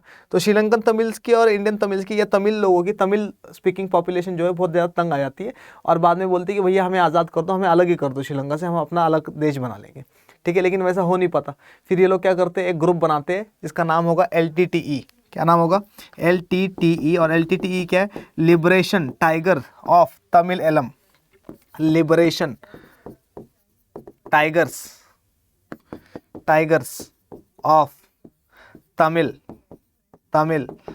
एलम। ठीक है, और तमिल एलम क्या है, तमिल देश को बोलते थे ये लोग। जैसे पंजाब वाले कुछ प्रो खालिस्तानी ग्रुप्स होते हैं, वो क्या कहते हैं, वो कहते हैं कि भैया हमें खालिस्तान बनाना है। खालिस्तान क्या है, सिखों का देश। वैसे ही तमिल इलम क्या था, तमिल इलम तमिलों का देश। समझ में आ रहा है नहीं आ रहा। तो तमिलों का देश ये लोग कहाँ बनाना चाहते थे, तो अगर मैं श्रीलंका का मैप बनाऊँ कुछ इस तरीके से, ठीक है, कुछ ऐसा कुछ श्रीलंका है मान लो। ठीक है, तो ये पूरा ये जो इलाका है ये वाला, ठीक है, तो इसको ये लोग बोलते थे कि इसको हम लोग, यहाँ पे तमिल स्पीकिंग पॉपुलेशन ज़्यादा रहती है, तो ये लोग बोलते थे कि ये पूरा की पूरा एरिया क्या कर लेंगे हम लोग, ये पूरा की पूरा एरिया हम लोग बना लेंगे, इसको बना लेंगे हम लोग तमिल एलम। तो इसको लिबरेट करने के लिए, इसको आज़ाद करने के लिए ये वाला ग्रुप बना था LTTE। प्रभाकरन इनका जो था लीडर था। ठीक है, तो लिबरेशन टाइगर्स बोलते थे ये लोग अपने आप को। ठीक है, चलो अब देखते, समझ में आ गया इशू क्या है ना। अब देखते हो गया था। Sri Lanka has retain democracy since its independence in 1948, but it faced a serious challenge from ethnic conflict leading to the demand for succession by one of the regions. ठीक है, तो ये क्या बोल रहा है, श्रीलंका में 1948 से तो वैसे तो डेमोक्रेसी चल रही है, बड़ी स्मूथली चल रही थी, है ना। अब तो चलो क्राइसिस वगैरह चल रहा है वहाँ पर, लेकिन श्रीलंका जो हमारी बुक 2014 तक की है वैसे भी, तो ये क्या बोल रहा है कि श्रीलंका जो है यहाँ पर क्या चल रहा है, यहाँ पर डेमोक्रेसी बहुत बढ़िया तरीके से चल रही थी, लेकिन एथनिक कन्फ्लिक्ट है यहाँ पर, और एथनिक कन्फ्लिक्ट की वजह से यहाँ पर लड़ाई हो जाएगी सिन्हालास और तमिल्स के बीच में। तमिलों को सताया जाएगा, लेकिन बाद में क्या हो जाएगा, तमिल जो है ये अपना ग्रुप बना लेंगे और इंसर्जेंसी करनी स्टार्ट कर देंगे, सिन्हाला वगैरह को मारने की, मतलब मारना बोलना स्टार्ट कर देंगे, और बाद में कोशिश करेंगे कि अपने आप को लिबरेट करवाए, लेकिन हो नहीं पाएगा ऐसा। इंडिया से भी हेल्प मांगेंगे, इंडिया भी हेल्प करेगा।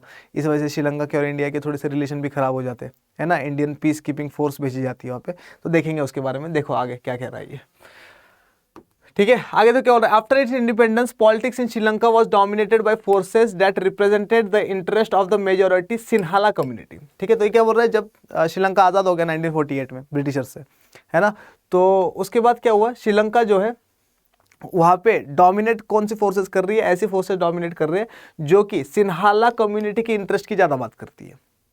समझ में आ रहा नहीं आ रहा, ठीक है। तो इस वजह से क्या हुआ, माइनॉरिटी कौन है इसमें, तमिल स्पीकिंग वाले माइनॉरिटी है, मेजॉरिटी कौन है, सिन्हाला कम्युनिटी। तो ऑफकोर्स किसकी बात करी जाएगी, सिन्हाला कम्युनिटी की। ठीक है, तो तमिलों के खिलाफ कुछ बोल दो, सिन्हाला कम्युनिटी खुश हो जाती थी, और इसी तरीके से सिन्हाला वाले लोग वोट देते थे सिन्हाला वालों को, और सिन्हाला वाले बन जाते थे क्या, रिप्रेजेंटेटिव, और वही चलाते थे कंट्री को। समझ में आ रहा नहीं आ रहा, तो इस वजह से कन्फ्लिक्ट चलता जाता था इसमें। आई क्या बोल रहा था, Sinhala nationalist thought that Sri Lanka should not give concessions to the Tamils because Sri Lanka belongs to Sinhala people only। तो सिन्हाला नेशनलिस्ट मतलब राष्ट्रवादी, तो सिन्हाला के जो राष्ट्रवादी लोग हैं, इन लोगों का कहना ये था कि भाई जो रिजर्वेशन दिया जाता है माइनॉरिटी ग्रुप को, कंसेशन दी जाती है कि भैया चलो 100 लोगों की क्लास है तो 100 में से 5 सीट रिजर्व कर दिया हम लोगों ने, किसके लिए, तमिलों के लिए। ठीक है, तो ये कंसेशंस वगैरह मत दो इनको, किसको, तमिल वालों को, और इनको निकाल दो यहाँ से। क्यों, क्योंकि श्रीलंका जो है सिर्फ और सिर्फ किसका है, सिन्हाला पीपल का है, सिन्हालास का है ये। ठीक है, बाकियों का नहीं है। ठीक है, तो यहाँ से स्पार्क स्टार्ट हो जाएगा। ठीक है, फिर पिटाई होनी शुरू हो जाएगी तमिलों की, मॉब लिंचिंग वगैरह होनी स्टार्ट हो जाएगी, फिर तमिल वाले लोग भी हथियार उठा लेंगे, ये वाला सिस्टम। ठीक है, आगे देखो क्या बोल रहा है, फ्रॉम 1983 ऑनवर्ड्स द मिलिटेंट, कुछ रह तो नहीं गया ना पीछे, ठीक है। From 1983 onwards the militant organization the Liberation Tigers of Tamil Eelam LTTE has been fighting an armed struggle with the army of Sri Lanka and demanding Tamil Eelam or a separate country for the Tamils of Sri Lanka। ठीक है, तो अब क्या हुआ, 1948 से 1983 तक इन लोगों ने सहन करा तमिल्स ने, और बाद में लास्ट में एक ग्रुप बना दिया जिसका नाम था LTTE liberation tigers of Tamil इलम। एक नंबर में आएगा क्वेश्चन ये पेपर में, ठीक है, याद रखना, आएगा जरूर। ठीक है, has been fighting in arm struggle, और इन लोगों ने क्या कर दिया, इन लोगों ने हथियार उठा लिए, गवर्नमेंट के खिलाफ लड़ाई करनी शुरू कर दी तमिल्स ने। ठीक है, अब कितने भी स्ट्रांग हो ये लोग, लेकिन गवर्नमेंट से ज़्यादा स्ट्रांग थोड़ी हो सकते, गवर्नमेंट के पास क्या है, टैक्सेस आ रहे हैं बहुत सारे, पैसा बहुत सारा है ना, अच्छे एमिनेशन वगैरह, लेकिन इन लोगों ने लड़ाई बड़ी खतरनाक लड़ी। ठीक है, तमिल इलम को लिबरेट करवाने के लिए, और एंड डिमांडिंग तमिल इलम और a separate country for the Tamils of Sri Lanka. और इन लोगों ने क्या कहा, इन लोगों ने कहा देखो भैया तुम लोग हमें क्या नहीं कर रहे हो, एक्सेप्ट नहीं कर रहे हो, तो एक काम कर दो, ज़मीन अलग कर दो, हमें हमारा तमिल इलम दे दो, हम अलग हो जाते हैं। ठीक है, चलो आगे देखते हैं। हाँ, क्या बोला, the LTTE controls the north eastern parts of Sri Lanka. ठीक है, तो LTTE ने क्या करा, LTTE ने, जैसे मान लो ये श्रीलंका है, ठीक है, ड्राइंग मेरी कुछ ज़्यादा अच्छी है इसलिए ज़्यादा इस पर फोकस मत करना, बस ये देख लो, ये क्या बोला, the LTTE controls the north eastern parts of Sri Lanka. तो यहाँ पर कंट्रोल करना स्टार्ट कर दिया था किसने, LTTE ने, इस वाले पोजीशन पे, और ये पूरा पोजीशन ये पूरा मांग रहे थे लोग, ये पूरा मांग रहे थे श्रीलंका का एरिया। ठीक है, ये क्या बोल रहा है, in 1987 the government of India signed an accord with Sri Lanka and sent troops to stabilise relations between the Sri Lankan government and the Tamils. अब देखो तमिल्स की ओरिजिनली कहाँ से है, इंडिया से। ठीक है, तो 1987 में कौन है हमारे पास प्राइम मिनिस्टर, तो 1987 में हमारे पास प्राइम मिनिस्टर है राजीव गांधी।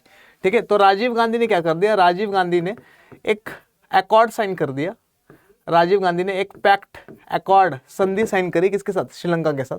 ठीक है, और इंडिया की एक फोर्स भेज दी जिसका नाम है Indian peace keeping force, Indian peace keeping force. ठीक है, जिसका नाम क्या है IPKF। और इंडियन पीस कीपिंग फोर्स को कहाँ भेज दिया, श्रीलंका में भेज दिया। क्या करने के लिए, श्रीलंकन तमिल्स और श्रीलंकन गवर्नमेंट के बीच में क्या करने के लिए, पीस बनाए रखने के लिए। लेकिन श्रीलंकन तमिल्स जो थे, मतलब श्रीलंका में रहने वाले जो तमिल जो थे, इनको ये बात पसंद नहीं आएगी। ठीक है, और ये इंडियन गवर्नमेंट के अगेंस्ट में हो जाएगी। समझ में आ रहा नहीं आ रहा? ठीक है, तो ये सारी की सारी चीज़ें चल रही है। आगे देखते हैं क्या है हमारे पास। इन 1989 the Indian peace keeping force pulled out of Sri Lanka without attaining इस ऑब्जेक्टिव। अब 1989 में क्या हो रहा है, अब देखो अपने लोग जो है, अपनी एक फोर्स जो है वो कहाँ पे रह रही है, वो श्रीलंका में रह रही है। ठीक है, अब श्रीलंका में उनका कुछ काम है क्या, पीस कीपिंग फोर्स है कि भाई लड़ाई हो जाए तो हम रोकने आ जाएंगे। ठीक है, अब लड़ाई हो नहीं रही है। ठीक है, या फिर कुछ बिना मतलब के क्या कर रहे हैं, उन लोगों को वहाँ रखा हुआ है। ठीक है, अकॉर्ड तो साइन हो गया लेकिन कुछ है नहीं, तो इन लोगों ने क्या कर दिया, 1989 में इंडिया वालों ने दोबारा से बुला लिया किसको, इंडियन पीस कीपिंग फोर्स को श्रीलंका से। और जो इनका ऑब्जेक्टिव था, क्या इंडियन पीस कीपिंग फोर्स को रखा क्यों गया था, ताकि पीस बना रहे किस में, श्रीलंकन गवर्नमेंट और तमिल्स में। ठीक है, लेकिन वो ऑब्जेक्टिव पूरा नहीं हुआ। जब वो ऑब्जेक्टिव पूरा ही नहीं हुआ और इंडियन पीस कीपिंग फोर्स को दोबारा बुला लिया गया, तो जो तमिल इलम वाले लोग थे या LTT ग्रुप वाले जो लोग थे, इनको लगा बहुत बुरा। ठीक है, और ये लोग क्या कर देंगे, असैसिनेशन कर देंगे। अब किसका, राजीव गांधी का। ठीक है, मार देंगे उसको। देखो क्या बोल रहा है, the Scandinavian countries such as Norway and Iceland try to bring the varying groups back to negotiations. तो अब क्या हुआ कि स्कैंडिनेवियन कंट्रीज, डेनमार्क हो गया है ना, नॉर्वे हो गया, ठीक है, और भी जितनी कंट्रीज है, स्वीडन वगैरह वगैरह होगी। ठीक है, तो ये स्कैंडिनेवियन कंट्रीज जो है, इन लोगों ने भी कोशिश करी कि हम भी इंटरवीन कर लेते हैं श्रीलंका के पॉलिटिक्स में, और हम लोग क्या करते हैं, श्रीलंका के प्राइम मिनिस्टर प्रेसिडेंट को बिठा देंगे एक जगह, दूसरी तरफ प्रभाकर उनको बिठा देंगे, बातचीत करवाएंगे और सब कुछ निगोशिएट करके ठीक करवा देंगे। ठीक है, इन लोगों ने कोशिश करी लेकिन वो कोशिश जो है वो नाकाम हो गई। ठीक है, आगे देखो क्या बोल रहा है ये, finally the armed conflict came to an end as the LTTE was vanquished in 2009। ठीक है, तो 2009 में प्रभाकरन की डेथ हो जाती है। ठीक है, और बाकी सारे मतलब इंडिया में भी उन लोगों को पकड़ लिया जाता है जिन लोगों ने बॉम्ब ब्लास्ट करा था, राजीव गांधी की डेथ हो गई थी, है ना, राहुल गांधी के पापा ही है राजीव गांधी। ठीक है, तो 2009 में क्या कर दिया, LTTE को ख़त्म कर दिया गया। ठीक है, और क्या कर दिया गया, श्रीलंका में दोबारा से पीस ला दिया गया। लेकिन अभी भी श्रीलंकन तमिल्स को जो है बहुत ज़्यादा सताया जाता है। Despite of the conflict, Sri Lanka has registered considerable economic growth and recorded high levels of human development. तो ये 2014 तक की बात कर रहा है कि जितने भी कन्फ्लिक्ट रहे हो श्रीलंका में, लेकिन श्रीलंका जो है यहाँ पर क्या इकोनॉमिक ग्रोथ जो है अच्छे से होती रही। ठीक है, हाई लेवल ऑफ ग्रोथ दिखाया इसने और ह्यूमन डेवलपमेंट भी दिखाया, और जितना पहले होता था उतना अब जो है यहाँ पर क्या नहीं सताया नहीं जाता है तमिल्स को। लेकिन सिन्हाला कम्युनिटी आज भी जो है वहाँ पर बहुत ज़्यादा डोमिनेंट है। ठीक है, चलो, तो हम लोगों ने पाकिस्तान कर लिया, बिल्कुल कर लिया।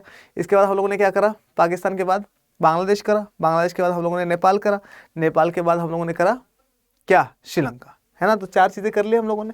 देखते हैं और कुछ बचा है क्या अपने पास।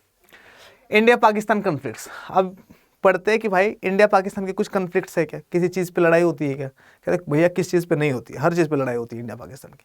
तो देखो इसकी, ये बोल रहा है after independence Indian Pakistan got involve in issues related to Kashmir. तो बोल रहा है कि एक लड़ाई तो हमारी कश्मीर पर ही होती है, आगे ना, कि भाई कश्मीर तेरा है या कश्मीर मेरा है। ठीक है, इसी बात पे लड़ाई चलती है। फिर क्या बोल रहा है, it led to wars in 1947-48, 1947-48 में वॉर हुआ, है ना, और 1947-48 वाले वॉर में पाकिस्तान ऑक्यूपाइड कश्मीर बन गया। ठीक है, और वो वाला जो पाकिस्तान ऑक्यूपाइड कश्मीर है इनके पास चला गया। ठीक है, फिर क्या बोल रहा है, and 1965 which fail to settle the matter. ठीक है, तो कश्मीर वाले इशू पे ही 1947-48 का वॉर हुआ। अच्छा, ये बहुत बड़ा वॉर नहीं था, प्रॉक्सी वॉर था ये। ठीक है, इंडिया और पाकिस्तान की मिलिट्री जो है उनके बीच में झड़पें हुई थी, लेकिन उसके बाद क्या हुआ, ये यूनाइटेड नेशंस वगैरह पे भी चलता है और बोला जाता है कि स्टेटस क्वो दे दो। स्टेटस क्वो क्या होता है कि मतलब जैसा बॉर्डर जैसा भी है, जो एरिया पाकिस्तान के पास है पाकिस्तान के पास रख दो, जो एरिया इंडिया के पास है इंडिया के पास रख दो, और इसी वजह से बीच में बॉर्डर बन जाती है लाइन ऑफ कंट्रोल, LOC, और पाकिस्तान ऑक्यूपाइड कश्मीर अलग हो जाता है, इंडियन ऑक्यूपाइड कश्मीर अलग हो जाता है। ठीक है, अच्छा, लेकिन हम लोग क्या मानते हैं कि वो हमारा ही पार्ट है, वो लोग क्या मानते हैं कि हमारे वाला उनका पार्ट है। ठीक है, इकोनॉमी समझ नहीं रही है उनसे। आटा 2000 रुपये का 10 किलो खरीद रहे हैं लोग, है ना, कश्मीर चाहिए इनको। देखो इधर, तो ये क्या बोला, it led to wars in 1947-48 and 1965 which fail to settle the matter. ठीक है, और वॉर वगैरह होते रहे और मैटर जो है सॉल्व जो है कभी हुआ नहीं। आगे देखो क्या बोल रहा है, In 1971, India won a decisive war against Pakistan, but the Kashmir issue remained unsettled. अब देखो 1971 का भी वॉर हुआ, 1965 का भी हुआ, 1965 में भी हम लोगों ने ताशकंद एग्रीमेंट करा, लेकिन इसमें भी क्या नहीं हुआ, ताशकंद एग्रीमेंट हुआ 1965 में, लेकिन यहाँ पर भी क्या नहीं हुआ, इस इशू को सॉल्व नहीं कर पाए। ठीक है, इसके बाद शिमला एग्रीमेंट हुआ 1971, शिमला एग्रीमेंट, इसमें भी क्या नहीं हुआ, इसमें भी कश्मीर का मुद्दा नहीं उठा। ठीक है, यहाँ पर सिर्फ वॉर का सीज फायर हुआ 1971। तो अब सीन क्या हुआ कि कश्मीर का मुद्दा वैसा कि वैसा ही पड़ा हुआ है अभी तक। ठीक है, आगे क्या हो रहा है, India's conflict with Pakistan is also over strategic issues like the control of the Siachen glacier. अब सियाचिन ग्लेशियर का क्या सीन है, देखो जरा ध्यान से, यहाँ पे कश्मीर बना देता हूँ जरा मैं। ठीक है, तो ये रहा मान लो कश्मीर। ठीक है, तो पाकिस्तान ऑक्यूपाइड कश्मीर कौन सा है, देखो ये है पाकिस्तान ऑक्यूपाइड कश्मीर। ठीक है, ऐसे मान के चलो, और ये वाला जो एरिया है, ये है क्या, ये है अक्साई चीन। अक्साई चीन, अक्साई चीन मतलब क्या, ये भी अपना ही पार्ट है, लेकिन ये चाइना ने हमारे से छीन रखा है। अक्साई चीन, इसको इंडिया क्लेम करता है कि ये हमारा है, लेकिन इसको एडमिनिस्टर करता है चाइना, मतलब ये चाइना के पास है। ठीक है, ये है क्या, पाकिस्तान ऑक्यूपाइड कश्मीर। ठीक है, जिसको पाकिस्तान कहता है कि ये आज़ाद कश्मीर है ना, क्योंकि ये हमारे पास है। और ये है पाकिस्तान के अकॉर्डिंग इंडियन ऑक्यूपाइड कश्मीर, जो कि अभी हमारे पास है। ठीक है, और इंडिया वाले इसको पाकिस्तान ऑक्यूपाइड कश्मीर कहते हैं और इसको आज़ाद कश्मीर कहते हैं। समझ में आ रहा नहीं आ रहा? ठीक है, अच्छा ये वाला जो एरिया है, ये है सियाचिन ग्लेशियर। सियाचिन कहते हैं ना, सियाचिन में हमारे जवान लड़ रहे हैं, तो सियाचिन ग्लेशियर ये, और सियाचिन ग्लेशियर जो है ये पॉइंट ऑफ कंटेंशन है इंडिया और पाकिस्तान के बीच में, मतलब इंडिया और पाकिस्तान दोनों लड़ते हैं इस जगह के लिए। ये highest battle ground of the world है, ये भी याद रखना, it is the highest battle ground of the world, highest battle ground of the world. ठीक है, मतलब यहाँ पर भी लड़ाई होती है, 10,000 कुछ फीट के ऊपर है ये। ठीक है, तो यहाँ पे भी लड़ाई होती है। ठीक है, तो पाकिस्तान ने कोशिश करी थी ये छीनने की हमसे, ठीक है, लेकिन अपन ने छीन लिया इससे दोबारा। ठीक है, फिर यहाँ पर भी मुक्की खाई इसने। फिर क्या बोल रहा है कि इंडियाज कॉन्फ्लिक्ट विद पाकिस्तान, अच्छा Siachen glacier and over acquisition of arms. ठीक है, एक्विजिशन ऑफ आर्म्स का मतलब क्या है, इंडिया और पाकिस्तान दोनों के दोनों क्या है, न्यूक्लियर पावर है। ठीक है, तो इंडिया और पाकिस्तान न्यूक्लियर पावर भी एक ही साल बने, 1998 में बने। इंडिया बना और इंडिया से कुछ 5, 10, 15, 20 दिन बाद पाकिस्तान में न्यूक्लियर पावर बन गया। ठीक है, खाने के लिए नहीं है लेकिन न्यूक्लियर पावर है। ठीक है, तो ये क्या है, तो इंडिया की जो है सिर्फ एक इशू नहीं है। ठीक है, जैसे कि सिर्फ कश्मीर है, तो ऐसा नहीं है कि सिर्फ कश्मीर इशू है, कश्मीर भी इशू है। ठीक है, न्यूक्लियर पावर होना भी इशू है। दूसरा क्या है, सियाचिन ग्लेशियर भी इशू है। इसके साथ साथ हम लोग देखेंगे एक क्या कहते हैं उसको, क्रीक है जिसका नाम है सर क्रीक। ठीक है, उसके ऊपर इशू है, बॉर्डर इशूज़ है, तो बहुत सारे इशूज़ है, वाटर इशूज़ है ना, तो बहुत सारे इशूज़ है किसके बीच में, इंडिया और पाकिस्तान के बीच में। तो इंडिया और पाकिस्तान के बीच में क्या क्या कन्फ्लिक्ट है वो सारे के सारे देख लेते हैं अपन। ठीक है, आगे बढ़े। इन 1998 इंडिया कंडक्टेड न्यूक्लियर एक्सप्लोजन इन पोखरन। पोखरन कहाँ पर है, राजस्थान में। ठीक है, तो हमारा डेजर्ट एरिया है, पोखरन नाम का इलाका है, तो वहाँ पर इंडिया ने क्या कर दिया, 1998 में इंडिया ने कंडक्ट करा एक न्यूक्लियर एक्सप्लोजन कर दिया। Pakistan responded within a few days by carrying out nuclear test in Chagai hills. ठीक है, तो छगाई हिल्स कहाँ पर है, पाकिस्तान उस साइड में। देखो जैसे फॉर एग्जांपल ये वाला बॉर्डर है, ये राजस्थान वाला इलाका है, ये है मान लो राजस्थान, ये है मान लो चोलिस्तान। ठीक है, तो राजस्थान पाकिस्तान वाला जो डेजर्ट एरिया उसको चोलिस्तान कहते हैं। ठीक है, तो हम लोगों ने क्या कर दिया, पोखरन में क्या कर दिया, हम लोग न्यूक्लियर टेस्ट कर रहे हैं, है ना, थर्ड मतलब यहाँ पर बॉम्ब ब्लास्ट वगैरह करे हम लोगों ने, न्यूक्लियर टेस्ट करे, तो वो आवाज़ उनको सुनानी थी। ठीक है, तो उनको सुन गई, तो उन लोगों ने न्यूक्लियर टेस्ट करा यहाँ पर, कहाँ पर छगाई हिल्स में, और उनकी आवाज़ फिर हमें सुनाई दी। तो दोनों के दोनों 1998 में ही क्या बने, न्यूक्लियर पावर भी बने। समझ लो राइवलरी किस लेवल की इन दोनों की। ठीक है, तो ये वाला सीन, कंपटीशन भी है प्लस राइवलरी भी है। India and Pakistan also have had problems over the sharing of river waters of Indus. अब इंदस वाटर्स रिवर्स के बारे में देख लो, इंदस वाटर्स रिवर्स। अब सीन क्या है कि एक रिवर है जिसका नाम है इंदस रिवर, है ना, इंदस रिवर निकलती है। इंदस रिवर के साथ साथ 1, 2, 3, 4, 5 ट्रिब्यूटरीज और निकलती है ना। कौन सी, बहुत सारी निकलती है। एक इंदस निकलती है, रावी निकलती है ना, झेलम निकलती है, चेनाब निकलती है, और कौन सी निकलती है, बीस निकलती है, और सतलज। ठीक है, तो ये 5 ट्रिब्यूटरीज है इंदस रिवर की। और इंदस रिवर का ओरिजिनेशन कहाँ है, तो इंदस रिवर का ओरिजिनेट होती है वैसे चाइना में, ठीक है, और चाइना से आती है किसमें, इंडिया में, और इंडिया से जाती है पाकिस्तान में। और इंदस रिवर बहुत बड़ी रिवर है, मतलब 2800 किलोमीटर की रिवर है, 2800 किलोमीटर इसकी रेंज है, ठीक है। गंगा रिवर से भी लंबी है। गंगा कितनी लंबी है, गंगा 2500 किलोमीटर, ये 2800 किलोमीटर, ठीक है। तो ये इंडिया से शुरू होती है, पाकिस्तान में जाती है, ठीक है। तो वाटर शेयरिंग के ऊपर भी डिस्प्यूट चल रहा था। अभी इसको पूरा समझाऊंगा तो आधा पौना घंटा यही ले लेगा। तो बस इतना समझ लो कि इंदस वाटर्स को लेकर भी क्या थी, पाकिस्तान के पास इंदस रिवर के अलावा कोई बड़ा वाटर बॉडी नहीं है, ठीक है। तो अब सीन क्या हुआ कि ये कहाँ से जाती है, इंडिया से निकलती है सारी की सारी, ठीक है, और जाती है कहाँ पर, पाकिस्तान के पास, ठीक है। तो इंडिया वाले पानी यूज़ करते थे, तो इनको प्रॉब्लम होती थी कि भैया तुम लोग पानी यूज़ करोगे तो हम लोग क्या करेंगे, ठीक है। तो फिर इंदस वाटर्स ट्रीटी साइन करी गई, इंदस वाटर्स ट्रीटी। और इंदस वाटर्स ट्रीटी जो साइन करी गई, ये साइन करी गई कब, ये साइन करी गई थी 1960 में, 1960 में। और 1960 में किसने ये ट्रीटी करवाई थी, मीडिएटर कौन था या गारंटर कौन था इस ट्रीटी का, तो इस ट्रीटी का गारंटर था वर्ल्ड बैंक। कौन था, वर्ल्ड बैंक। ये वाला क्वेश्चन पेपर में आता है, तो इसको याद रखना कि हु वाज द मीडिएटर और guarantor of the Indus waters treaty. और इस ट्रीटी का यूनिलैटरल एग्जिट नहीं है। यूनिलैटरल एग्जिट मतलब इंडिया चाहे कि भैया मैं ट्रीटी को नहीं मानता, मैं निकल जाता हूँ बाहर, तो ऐसी पॉलिसी नहीं है इस ट्रीटी में, ठीक है। या पाकिस्तान चाहे कि मैं निकल जाता हूँ बाहर, तो ऐसी पॉलिसी नहीं है। इससे वेस्टर्न रिवर्स जितनी भी है उसका 80% पानी जो है वो पाकिस्तान को दे दिया गया है। ईस्टर्न रिवर्स का मतलब ऐसे लगा लो कि ये 3 रिवर्स जो है ऊपर वाली, इसका पानी 80% जो है वो पाकिस्तान यूज़ करेगा और 20% इंडिया यूज़ करेगा, ठीक है। और ये 3 रिवर्स जो है नीचे वाली, इसका सारा के सारा पानी इंडिया ही यूज़ करेगा, ये वाला सिस्टम है, ठीक है। तो वेस्टर्न ईस्टर्न में बांट रखा है। तो Indus waters treaty 1960, world bank बीच में था, मतलब इंदस वाटर्स ट्रीटी की जो डॉक्यूमेंट थे उसके ऊपर इंडिया का भी साइन है, पाकिस्तान का भी साइन है, उसके साथ साथ वर्ल्ड बैंक का भी साइन है। समझ में आ गया वाटर कॉन्फ्लिक्ट क्या है इंडिया और पाकिस्तान के बीच में। तो बोला India and Pakistan also have had problems over the sharing of waters of Indus. The two countries are not in agreement over the demarcation line in the Sar Creek in the run of Kutch. अब ये sir क्रिक भी समझ लो क्या है। Sir क्रिक क्या है, अब ये लगा लो, ये अपना है, अरे कैसे बनाऊँ बे, एक सेकंड दो मुझे,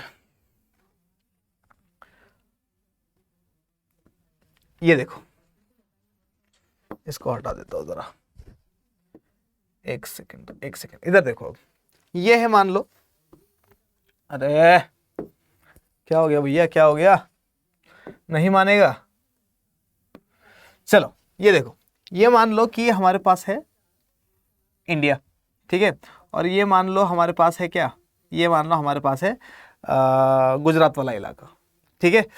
अच्छा अब सीन देखो क्या है, ये ऐसे चलता है गुजरात, कुछ ऐसा है ना, ऐसा कुछ, ठीक है। अब सीन क्या है, यहाँ पर है, यहाँ से स्टार्ट हो जाता है क्या, पाकिस्तान भी है यहाँ पर, है ना, इस साइड में पाकिस्तान है।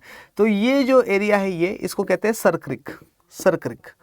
अब सर क्रिक जो है ये है पाकिस्तान ऊपर और ये है इंडिया नीचे, ठीक है। तो सर क्रिक क्या है, यहाँ पर जो ज़मीन है थोड़ी बहुत बीच में, ये एक मार्शी एरिया है, मार्शी लैंड है, ठीक है। मार्शी एरिया मतलब दलदली एरिया है ये, ठीक है। और सीन क्या है कि पाकिस्तान क्लेम करता है कि मेरी बॉर्डर जो है ना वो यहाँ तक है, मतलब ये पूरा के पूरा पानी भी मेरा है, ये पूरा पानी मेरा है। इंडिया बोलता है ऐसे कैसे तेरा है, ठीक है, हमारा भी तो है, तो आधा तेरा आधा मेरा। तो पाकिस्तान कहता नहीं पूरा मेरा है, ठीक है। और ये वाला इलाका यहाँ पे रन ऑफ कच्छ है, ये वाला, ठीक है। तो यहाँ के बॉर्डर के ऊपर भी क्या है, लड़ाई है, किसकी, इंडिया और पाकिस्तान की। समझ में आ रहा नहीं आ रहा, सर क्रिक। तो सर क्रिक कहाँ पर है, रन ऑफ कच्छ में, गुजरात वाली साइड में, ठीक है। और यहाँ की बॉर्डर हिलती रहती है, क्यों हिलती रहती है, क्योंकि यहाँ पर पानी का फ्लो होता है अंदर। क्रिक क्या होता है, क्रिक होता है जैसे मान लो ये एक यहाँ पे ज़मीन है, एक यहाँ पे ज़मीन है, पानी अंदर जाए और बाहर आ जाए, ठीक है। और दलदल वाला एरिया है, तो यहाँ की बॉर्डर क्या करती है, हिलती रहती है। तो पाकिस्तान इसको पूरे को क्लेम करता है, ठीक है। और इंडिया भी कहता है कि नहीं ये पूरा हमारा, ठीक है। तो यहाँ पर भी क्या है, लड़ाई रहती है। समझ में आ रहा नहीं आ रहा, रन ऑफ कच्छ में, ठीक है। तो ये वाला सर क्रिक वाला प्रॉब्लम है। कोई दिक्कत है क्या यहाँ तक, बड़े आगे थोड़ा सा, देखिए और क्या है अपने पास, आगे देखो, India in its other neighbours, तो पाकिस्तान वाला खत्म हो गया अपने पास, दूसरे नेबर्स के बारे में देखते हैं कि दूसरे नेबर्स क्या है हमारे पास। तो बोला the governments of India and Bangladesh have had differences over several issues including the sharing of the Ganga and the Brahmaputra river waters. ठीक है, तो ये क्या बोल रहा है, India, governments of India and Bangladesh, तो बोल रहा है कि इंडिया और बांग्लादेश का भी सीन क्या है, इंडिया और बांग्लादेश जो है इनकी भी बहुत सारे डिफरेंसेस रहे और बहुत सारे इश्यूज रहे। अब देखो, इंडिया ने ही बांग्लादेश को क्या करा है, आज़ाद करवाया, ठीक है, लेकिन अब बांग्लादेश बंद तो गया, ठीक है, तो अब सीन क्या है, वाटर शेयरिंग इश्यूज भी है बांग्लादेश के साथ, कुछ ज़मीन के इश्यूज भी है, बॉर्डर इश्यूज है, लेकिन बांग्लादेश और इंडिया लड़ता नहीं है आपस में। बांग्लादेश और इंडिया का जो बॉर्डर है बहुत पीसफुल बॉर्डर है, कभी भी तुम्हें ऐसे सुनने में नहीं आएगा कि बांग्लादेश वालों ने इंडिया वालों को मार दिया या इंडिया वालों ने बांग्लादेश वालों को मार दिया, जैसे हमें पाकिस्तान के साथ सुनाई देता है। ठीक है, तो ऐसा नहीं होता कभी वहाँ पे। तो बोला the governments of India and Bangladesh have had differences over several issues including the sharing of the Ganga and Brahmaputra waters. अब देखो, यहाँ वाला डिस्प्यूट भी देख लो क्या है, ये ऐसा कुछ है इंडिया, ठीक है, और ये है बांग्लादेश, ठीक है, यहाँ से आती है गंगा रिवर, ठीक है, यहाँ पे फरक्का है, फरक्का से जाती है कहाँ पर, फिर बांग्लादेश में, और बांग्लादेश से बाहर चली जाती है कहाँ, बे ऑफ बंगाल में। ऐसा ही होता है। इसी तरीके से जो हमारी दूसरी रिवर है, कौन सी, ब्रह्मपुत्र, सैंगपो नाम है इसका, इंडिया के बाहर सैंगपो, कहाँ पर, चाइना में, तो चाइना से निकलती है, घुसती कहाँ से, अरुणाचल प्रदेश से इंडिया में आती है, और इंडिया से फिर जाती है किस, कहाँ पर, बांग्लादेश में। तो इंडिया वाले जिसको पानी चाहिए तो वहाँ अपन तो रोकेंगे ना, ये गंगा रिवर है, ये ब्रह्मपुत्र रिवर है ना, सैंगपो ही ब्रह्मपुत्र बनती है बाद में, ठीक है, तो अपन अपना पानी तो रोकेंगे। तो हम इनका, बांग्लादेश वालों का इंडिया का डिस्प्यूट क्या है कि भैया पानी क्यों रोक रहे हो तुम, हमें भी तो पानी चाहिए। समझ में आ रहा नहीं आ रहा? तो बांग्लादेश का और इंडिया की भी डिस्प्यूट रहे, खास करके वाटर शेयरिंग के ऊपर, और किस किस का वाटर शेयरिंग, गंगा और ब्रह्मपुत्र रिवर के वाटर शेयरिंग के ऊपर हमारे प्रॉब्लम्स रहे बांग्लादेश के साथ। आगे देखो क्या बोल रहा है, the Indian government has been unhappy with Bangladesh denial of illegal immigration to India, its support for anti Indian Islamic fundamentalist groups, Bangladesh refusal to allow Indian troops to move through its territory to northeastern India and its decision to export natural gas to India।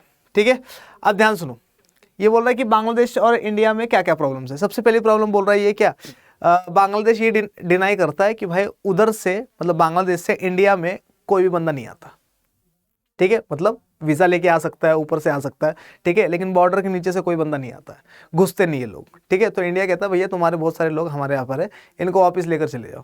Bangladesh कहता है भैया हमारे है ही नहीं, ठीक है, prove कर दो हमारे। अब वो जो बंदा होता है ना, उसके पास बांग्लादेश का पासपोर्ट होता है ना इंडिया का पासपोर्ट होता है, ना बांग्लादेश का उसके पास क्या होता है, पहचान पत्र होता है, ना इंडिया का होता है, ना आधार कार्ड है, ना बांग्लादेश वाला आधार कार्ड है, ना राशन कार्ड है, ना कुछ है, वो बंदा ऐसे कि ऐसा ही है, ठीक है। तो बांग्लादेश कहता है हमारा नहीं है, ठीक है। अब इंडिया में रह रहा है तो इंडिया क्या करे, ह्यूमैनिटेरियन ग्राउंड पे फिर रख देता है एज अ रेफ्यूजी, ठीक है। तो एक तो क्या कह रहा है, एक तो प्रॉब्लम है इंडिया वालों को बांग्लादेश से, क्या इंडिया बहुत ज़्यादा अनहैप्पी है क्योंकि बांग्लादेश जो है इलीगल इमिग्रेशन, जो उधर से इधर इस साइड में बहुत सारे लोग आ रहे हैं इलीगली, तो उसको डिनाई कर देता है बांग्लादेश कि भाई हमारे लोग है ही नहीं है, ठीक है। तो इससे प्रॉब्लम है। दूसरा क्या बोल रहा है, its support to anti Indian Islamic fundamentalist groups, तो वहाँ पर क्या है, बहुत सारे ग्रुप्स बने हुए हैं जो कि इंडिया के अगेंस्ट है, फंडामेंटलिस्ट ग्रुप्स है, ठीक है, टेररिस्ट ग्रुप्स है, ठीक है। तो बांग्लादेश कहता है कि भैया ये हमारे ग्रुप्स नहीं है, मतलब गवर्नमेंट के तो ऑफकोर्स नहीं होंगे, लेकिन है तो तुम्हारे कंट्री के ही, ठीक है। तो बांग्लादेश जो क्या करता है, इसको भी मना करता है, ठीक है, और वो इस्लामिक फंडामेंटलिस्ट ग्रुप्स माने जाते हैं। दूसरा क्या बोल रहा है, Bangladesh refusal to allow Indian troops to move through its territory to north eastern India, ठीक है। अच्छा, अब देखो क्या है सीन, क्या है, इधर देखो, दोबारा से बना देता हूं, देखो इधर, ठीक है, ये ऐसा है, ठीक है, ये पूरा बांग्लादेश है, ठीक है। और इंडिया जो है, इंडिया का जो ये मेन लैंड है, मेन जमीन है इंडिया की, ये नॉर्थ ईस्ट इंडिया से सिर्फ इस छोटे से टुकड़े से जुड़ी हुई है, और ये टुकड़े को कहते हैं हम लोग सिलीगुड़ी कॉरिडोर। क्या कहते हैं हम लोग, सिलीगुड़ी कॉरिडोर कहते हैं, या इसी को बोला जाता है क्या, इसी को बोला जाता है चिकन नेक, कि भाई मुर्गी की गर्दन की तरह ही है ना, जो कोई भी काट के ले जाएगा। समझ में आ रहा है नहीं आ रहा? तो हम लोगों ने बांग्लादेश को क्या कहा, हम लोगों ने बांग्लादेश को कहा कि भैया हमें जो नॉर्थ ईस्ट में जाने में ना बहुत प्रॉब्लम होती है यहाँ से, क्योंकि हिली एरिया है, ठीक है। एक काम करते हैं, हमें ना बीच में से पैसेज देते हैं नॉर्थ ईस्ट जाने के लिए, ठीक है। तो बांग्लादेश ने मना कर दिया। अब सही बात है, कोई कंट्री क्यों जाने देगा बीच में से, तो हम लोग नाराज़ हो गए इस पर कि भैया जाने दे, ठीक है, इसने मना कर दिया तो हम नाराज हो गए। ठीक है, तो ये वाला सिस्टम था। आगे क्या बोल रहा है, and it decision not to export natural gas to India, और बांग्लादेश में नेचुरल गैस वगैरह निकलता है काफ़ी। ठीक है, तो इंडिया वालों ने नेचुरल गैस मांगा इनसे, तो इन लोगों ने मना कर दिया कि भैया हम लोग जो है नेचुरल गैस देंगे नहीं तुम्हें। ठीक है, तो बांग्लादेश के साथ भी काफ़ी सारे इश्यूज चल रहे हैं इंडिया के, यही बता रहा है ये। आगे आते थोड़ा सा, Nepal and India enjoy a very special relationship. ठीक है, तो इंडिया और नेपाल की बात कर रहा है, तो ये कह रहा है कि इंडिया और नेपाल जो है इनके क्या है, बहुत स्पेशल रिलेशनशिप है आपस में। A treaty between the two countries allow the citizens of the two countries to travel to and work in the other country without visas and passport. ठीक है, तो ये तो हमें पता ही है, क्या नेपाल वाले बहुत सारे काम कर रहे हैं हमारे पास, है ना, इंडिया वाले नेपाल में जाके मालिक बन जाते हैं। ठीक है, तो अब सीन क्या है कि नेपाल और इंडिया दोनों के बीच में रिलेशनशिप जो है बहुत अच्छी है। नेपाल वाले बहुत सारे लोग इंडिया में आते हैं, इंडिया वाले बहुत सारे लोग जो है नेपाल में जाते हैं, वहाँ पर काम करते हैं, वो लोग यहाँ पर आके काम करते हैं। ठीक है, कैसे काम करते हो तुम्हें पता ही है। ठीक है, तो ये सारे के सारे, और विदाउट वीज़ास, कोई वीज़ा नहीं लगता, कोई पासपोर्ट नहीं लगता, आधार कार्ड लगता है सिर्फ। ठीक है, मेरा एक दोस्त था, वो कहता है कि वो नेपाल में रिश्ता वगैरह हो गया था उसका। ठीक है, तो वो कहता था कि भाई वहाँ पे ना बहुत मज़ा आता है। मैं कहा क्यों, मज़ा क्यों आता है? कहता वहाँ पे 10 रुपये की सिगरेट लेता हूँ मैं, 6 रुपये वापस दे देता हूँ मुझे, है ना। क्यों? कि नेपाल की करेंसी जो है वो क्या है, कमज़ोर है इंडिया की करेंसी के हिसाब से। कहता मैं 10 रुपये की सिगरेट लेता हूँ, 6 रुपये वापस दे देता है। मैंने कहा इंडिया में थोड़ी चलेगी 6 रुपये, उधर ही चलेंगे। कह रहे चलते तो है ना। तो ये सारी की सारी चीज़ें। आगे देखो क्या बोल रहा है, area such as trade, scientific cooperation, common natural resources, electricity generation and interlocking water management grids hold the two countries together, but there are some differences too. अब देखो क्या बोल रही है, ये सारी की सारी चीज़ों में इंडिया और नेपाल जो है आपस में क्या करते कोऑपरेट करते हैं। ठीक है, लेकिन इंपॉर्टेंट चीज़ क्या है यहाँ पर, इंपॉर्टेंट चीज़ ये है कि नेपाल जो है वो एक लैंडलॉक्ड कंट्री है। ये देखो ये नेपाल है, ठीक है, ये इंडिया है आगे से ऐसा कुछ। ठीक है, ये नेपाल है। ठीक है, और नेपाल क्या है, एक लैंडलॉक्ड कंट्री है, मतलब नेपाल के पास समंदर का एक्सेस नहीं है। तो नेपाल अगर हमसे दोस्ती नहीं करेगा तो पछताएगा, है ना। दोस्ती चाइना से भी कर सकता है, पहले करी भी है इसने। ठीक है, लेकिन पछताया हमेशा। तो हमेशा क्या करता है, इंडिया वालों से दोस्ती रखता है, लेकिन कुछ इश्यूज हमारे नेपाल के साथ भी है, अब रहेंगे, है ना। अब तुम हो, तुम्हारे दोस्त हो, तो आपस में बहुत अच्छे से बनती भी होगी, लेकिन कुछ इश्यूज होंगे जिसके ऊपर बनती नहीं है ना। चलो आगे बढ़े। आगे बोल रहा है, India has stopped interfering in the internal and ethnic affairs of Sri Lanka since 1987। तो ये क्या बोल रहा है, 1987 से इंडिया जो है उसने क्या करा है, श्रीलंका की बात कर रहा है। ठीक है, नेपाल हो गया, देख लिया हम लोगों ने, पाकिस्तान देख लिया हम लोगों ने। ये बोल रहा है, India has stopped interfering in the internal and ethnic affairs of Sri Lanka since 1987। तो 1987 के बाद जब से हम लोगों ने अपनी पीस कीपिंग फोर्स वापस बुला ली थी, तब से इंडिया जो है श्रीलंका के इंटरनल अफेयर्स में, एथनिक अफेयर्स में पढ़ता ही नहीं है। बोल रहा है कि भैया तुम्हें जो तुम्हारे कंट्री में करना है करो, हमारा कोई लेना देना नहीं है। राजीव गांधी को वैसे ही मार दिया था इन लोगों ने। ठीक है, आगे क्या बोल रहा है, both the country share a sound relationship now. बहुत अच्छे रिलेशन है इंडिया के और श्रीलंका के। और अभी श्रीलंका की जब इकोनॉमिक क्राइसिस आई थी तो इंडिया वालों ने वर्ल्ड बैंक और IMF को गारंटी दी थी कि भैया इनको लोन दे दो, मैं गारंटर हूँ। ठीक है, तो इंडिया ऐसे सपोर्ट भी करता है। आगे क्या बोल रहा है, both have signed free Trade agreement, और दोनों के बीच में फ्री ट्रेड एग्रीमेंट भी है, FTA भी है ना, मतलब ट्रेड रिलेशंस भी अच्छे। ठीक है, आगे बढ़ते हैं, देखते कुछ बचा क्या। India supported Sri Lanka at the time of tsunami, और सुनामी वगैरह जब आई थी तो तब भी इंडिया ने जो क्या किया था, सपोर्ट किया था किसको, श्रीलंका को। India enjoys a very special relationship with Bhutan too, और भूटान के साथ भी हमारी रिलेशनशिप जो है बहुत अच्छी है। जैसे दोखलाम वाला देखते हैं हम लोग, है ना। दोखलाम में क्या हुआ था, भूटान का एरिया, लेकिन चाइना वालों ने अटैक कर दिया था, दोखलाम को छीनने की कोशिश करी थी, दोखलाम को चाइना का पार्ट बनाने की कोशिश करी थी। फिर इतने में भूटान क्या करता है, भूटान ऐसे आता है पीछे, ऐसे करता है टक टक टक, है ना। तो इंडिया वाले दरवाजा खोलते, बोले हाँ भाई, कह रहा वो तंग कर रहा है, कह रहा कौन, कह रहा वो डॉबरमैन, कह रहा कौन डॉबरमैन, कह चाइना, कह रहा अभी आता हूँ। ठीक है, तो इंडिया ने अपने क्या कर दी थी, मिलिट्री फोर्स लेकर चले गए थे इंडिया वाले। ठीक है, तो इस वजह से चाइना वालों को पीछे हटना पड़ा। तो इंडिया और भूटान का भी क्या है, बहुत अच्छा रिलेशनशिप है, प्लस कल्चरल टाइज अच्छे हैं इंडिया और भूटान के, क्योंकि इंडिया भूटान जो है मोस्टली वो वाली कंट्री है, बुद्धिस्ट कंट्री है, और बुद्धिज़्म जो है इंडिया से ही निकला। तो आपस में बहुत अच्छे रिलेशन है दोनों के।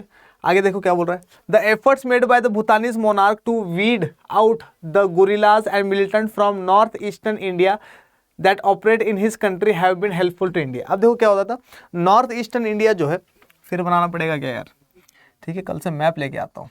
अब देखो इधर, ये नॉर्थ ईस्ट इंडिया है, नॉर्थ ईस्ट इंडिया, ठीक है। अब नॉर्थ ईस्ट इंडिया में बहुत सारे इंसर्जेंस मूवमेंट चलते हैं। इंसर्जेंस मूवमेंट का मतलब क्या है, कई बार बता चुका हूँ मैं कि यहाँ वाले लोग भी खुद की आज़ादी मांग रहे हैं, है ना, कि भाई इंडिया के साथ कल्चर नहीं मिलता, ऐसे नहीं ऐसे नहीं, हम लोगों को आज़ादी चाहिए। तो यहाँ पर क्या करते हैं ये लोग, इंडिया वालों पे हमला कर देते हैं, इंडिया वालों पे मतलब इंडियन आर्मी वगैरह पे हमला कर देते हैं, ठीक है। और यहाँ की आज़ादी मांगते हैं कि हमें इंडिया में नहीं रहना, हमें अलग कर दो, ठीक है। और जाके छुप जाते थे कहाँ पर, भूटान में, भूटान में जाके छुप जाते थे, ठीक है। तो वहाँ पर जो मोनार्क है, भूटान में जो मोनार्क है, उसने क्या करा, उसने मतलब बहुत अच्छे से काम किया, इंडिया के साथ बहुत ज़्यादा क्या करा, कनेक्शंस अच्छे रखे इसने। और वहाँ पर जितने भी मिलिटेंट्स वगैरह छुप के बैठे हैं, जितने भी टेररिस्ट वगैरह छुप के बैठे हैं जो इंडिया के खिलाफ काम करते हैं, उनको भूटान से बाहर निकलवा दिया इंडिया वालों की हेल्प से, है ना। बस पोजीशन बता देते, इंडिया आता था, टारगेट पकड़ता था, उठा के ले जाता था। समझ में आ रहा नहीं यार, ठीक है। तो इंडिया और भूटान के भी रिलेशन जो है बहुत अच्छे हैं। आई क्या बोल रहा है, India and Maldives also have a good relationship. तो बोल रहा है इंडिया और मालदीव्स के भी जो है रिलेशनशिप बहुत अच्छे हैं, है ना। ये मालदीव्स की फोटो भी दे रखी है यहाँ पे, देखो जरा, ठीक है। बहुत ब्यूटीफुल कंट्री है मालदीव्स, माले कैपिटल है ना। तो ये बोला कि India and Maldives also have a good relationship. India had provided military support to Maldives in 1969 when a mercenary Tamil soldier from Sri Lanka attacked Maldives. अब देखो श्रीलंका वालों ने तमिल उस पर क्यों अटैक करा है, ये देखो ऐसा है कुछ, ये इंडिया है ना, यहाँ पर है मालदीव्स, ठीक है। और मालदीव्स में एक खतरनाक, और ये है श्रीलंका, ऐसा कुछ, ऐसा ही है क्या। मालदीव्स में क्या था, मालदीव्स में एक बिजनेसमैन था जिसका नाम था अब्दुल लत्फी, अब्दुल नाम था इसका, है ना, अब्दुल लत्फी। तो अब्दुल लत्फी जो है, इसने क्या कर दिया था, इसने कूप करा था। यहाँ पर कूप क्या होता है, जबरदस्ती पावर अपने हाथ में ले लेना। जैसे पाकिस्तान में जो मिलिट्री जनरल्स होते थे, क्या करते थे, सबको गवर्नमेंट को हटा देते थे और अपने हाथ में पावर ले लेते। वैसे ही ये जो अब्दुल लत्फी था, इसको क्या करना, इसको क्या करना था, यहाँ मालदीव्स का पूरा कंट्रोल चाहिए था। तो इसने क्या करा, इसने वहाँ के प्राइम मिनिस्टर को, प्रेसिडेंट को, सबको मार भगाने के लिए, ठीक है, मारने के लिए और क्या करने के लिए, मालदीव्स की पूरी पावर अपने हाथ में लेने के लिए गुंडे बुलाए थे। कहाँ से, श्रीलंका से, ठीक है। तो इसने बुलाए, फिर जो यहाँ की गवर्नमेंट थी मालदीव्स की, उन लोगों ने इंडिया को बुलाया। तो इंडिया ने क्या कर दिया, इंडिया ने अपनी फोर्स भेजी, नेवी भेजी, आर्मी भेजी और क्या एयरफोर्स वगैरह भेजा, और इनको क्या कर दिया, इसको श्रीलंका वालों को मार भगाया, ठीक है। और अब्दुल लतीफ़ी को फिर पकड़ लिया गया था, ठीक है। तो ये क्या बोल रहा है, इंडिया और मालदीव्स की भी रिलेशन क्या है, बहुत अच्छे है। और India had provided for military support to Maldives in 1969 when a mercenary Tamil soldier from Sri Lanka attacked Maldives. आया नहीं आया समझ, ठीक है। आगे बढ़े। अब ये जो तमिल सोल्जर बोला जा रहा है ना, तो ये श्रीलंका का बंदा तो है, लेकिन श्रीलंकन गवर्नमेंट का बंदा नहीं है ये, है ना, जो टेररिस्ट है ये। समझ में आ रहा है नहीं आ रहा, ठीक है। तो इन चीज़ों में क्लियर रहना हमेशा। Nepal and Bhutan as well as Bangladesh and Myanmar have had disagreements in the past over the migration of ethnic Nepalese into Bhutan and the Rohingyas into Myanmar respectively, ठीक है।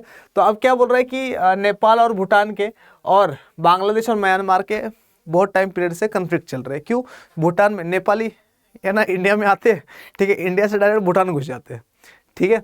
तो इसमें क्या होता है, बहुत ज़्यादा प्रॉब्लम हो रही थी, किसको भूटान वालों को, कि भाई नेपालीज जो है ये इंडिया के रास्ते भूटान में घुस जाते हैं, ठीक है। और बांग्लादेश और क्या नाम है, म्यांमार में प्रॉब्लम क्या चल रहा है, देखो इधर फिर से बना देता हूँ, देखो इधर देखो, ठीक है। ये है क्या, बांग्लादेश, ये है म्यांमार, बड़ा सा ऐसा कुछ, ठीक है। अब सीन क्या है, हाथी बन गया ये, पर है ही ऐसा। देखो अब सीन क्या है, यहाँ पर ये बांग्लादेश ये इस्लामिक कंट्री है, और ये वाला जो म्यांमार है ये मोस्टली बुद्धिस्ट कंट्री है। और यहाँ पर कौन रहते थे, रोहिंग्याज रहते थे यहाँ पर, ठीक है। तो इनके मिलिट्री ने क्या कर दिया था, रोहिंग्याज मुस्लिम्स को मार दिया था बहुत ज़्यादा, ठीक है। और रोहिंग्या मुस्लिम्स को मारने की वजह से रोहिंग्या मुस्लिम्स भागे थे किस तरफ, इस्लामिक कंट्री की तरफ, मतलब बांग्लादेश की तरफ, ठीक है। और इधर आने लग गए थे। तो बहुत ज़्यादा, अब बांग्लादेश की वैसे ही पॉपुलेशन डेंसिटी बहुत ज़्यादा है ना, दुनिया में सबसे ज़्यादा पॉपुलेशन डेंसिटी किसकी, बांग्लादेश की है ना। एरिया कम है और लोग बहुत ज़्यादा है इनके पास, ठीक है। तो रोहिंग्या मुस्लिम्स कहाँ घुसने लग गए, यहाँ पे घुसने लग गए बांग्लादेश में, है ना। बांग्लादेश ने इनको रख भी लिया, लेकिन बाद में बांग्लादेश के ऊपर ये बर्डन बनता चला गया, ठीक है। तो बांग्लादेश बार बार कहता था म्यांमार वालों को, भैया तुम्हारे लोग हैं वापस ले चलो, ठीक है। तो ये लोग तो मना कर रहे हैं कि हम नहीं भेजेंगे। तो बांग्लादेश वालों ने इनको भगा दिया। तो ये आए कहाँ, फिर इंडिया में आए, ठीक है। और इंडिया वालों ने बोला भैया पाकिस्तान चले जाओ, ठीक है। पाकिस्तान वालों ने देखा कि भैया बांग्लादेश को प्रॉब्लम हो रही थी, इंडिया को प्रॉब्लम हो रही है, पाकिस्तान वालों ने पहले ही बोल दिया कि भैया हमारे कंट्री में कोई नहीं आएगा, हमारे बॉर्डर बंद है, तो वो इंडिया में रह गए और बांग्लादेश में रह गए। तो बांग्लादेश में ज़्यादातर क्या है, रोहिंग्या मुस्लिम से, जिनकी पॉपुलेशन बहुत ज़्यादा है, जिसकी वजह से बांग्लादेश जो है बहुत ज़्यादा नाराज़ है किससे, म्यांमार से। समझ में आ रहा है नहीं आ रहा? तो अब क्या बोल रहा है, Bangladesh and Myanmar have had disagreements in the past over the migration of ethnic Nepalese into Bhutan and the Rohingyas into Myanmar respectively. ठीक है, आगे बढ़े। आगे तो क्या बोल रहा है, Bangladesh and Nepal had some differences over the future of Himalayan river waters. अब ये क्या बोल रहा है, बांग्लादेश की और नेपाल की भी कई बार तू में हो जाती है ना। नेपाल अपना इंडिया के दम पे क्या करता है, पंगे लेते रहता है छोटे मोटी कंट्रीज से। ठीक है, तो नेपाल और बांग्लादेश के बीच में भी क्या है, हिमालयन रिवर वाटर्स को वाटर शेयरिंग के ऊपर इनकी भी क्या होती है, थोड़ी थोड़ी तू में हो जाती है। ठीक है, चलो टाइम वेस्ट नहीं करते, आगे बढ़ते हैं। Peace and cooperation. अब पीस एंड कोऑपरेशन के लिए हम लोगों ने क्या कर दिया, एक ग्रुप बनाया जिसका नाम है सार्क। अब सार्क क्या है, South Asian association of regional corporation. ठीक है, और ये क्या करेगा, ये सारे के सारे साउथ एशियन कंट्रीज़ को क्या करेगा, इकट्ठा ले आएगा और क्या करेगा, इन सारे के सारे कंट्रीज़ मिलकर साउथ एशिया को चलाएगी। और इसमें सबसे बड़ा प्लेयर कौन है, इंडिया है। ठीक है, आओ देखते हैं इसके बारे में।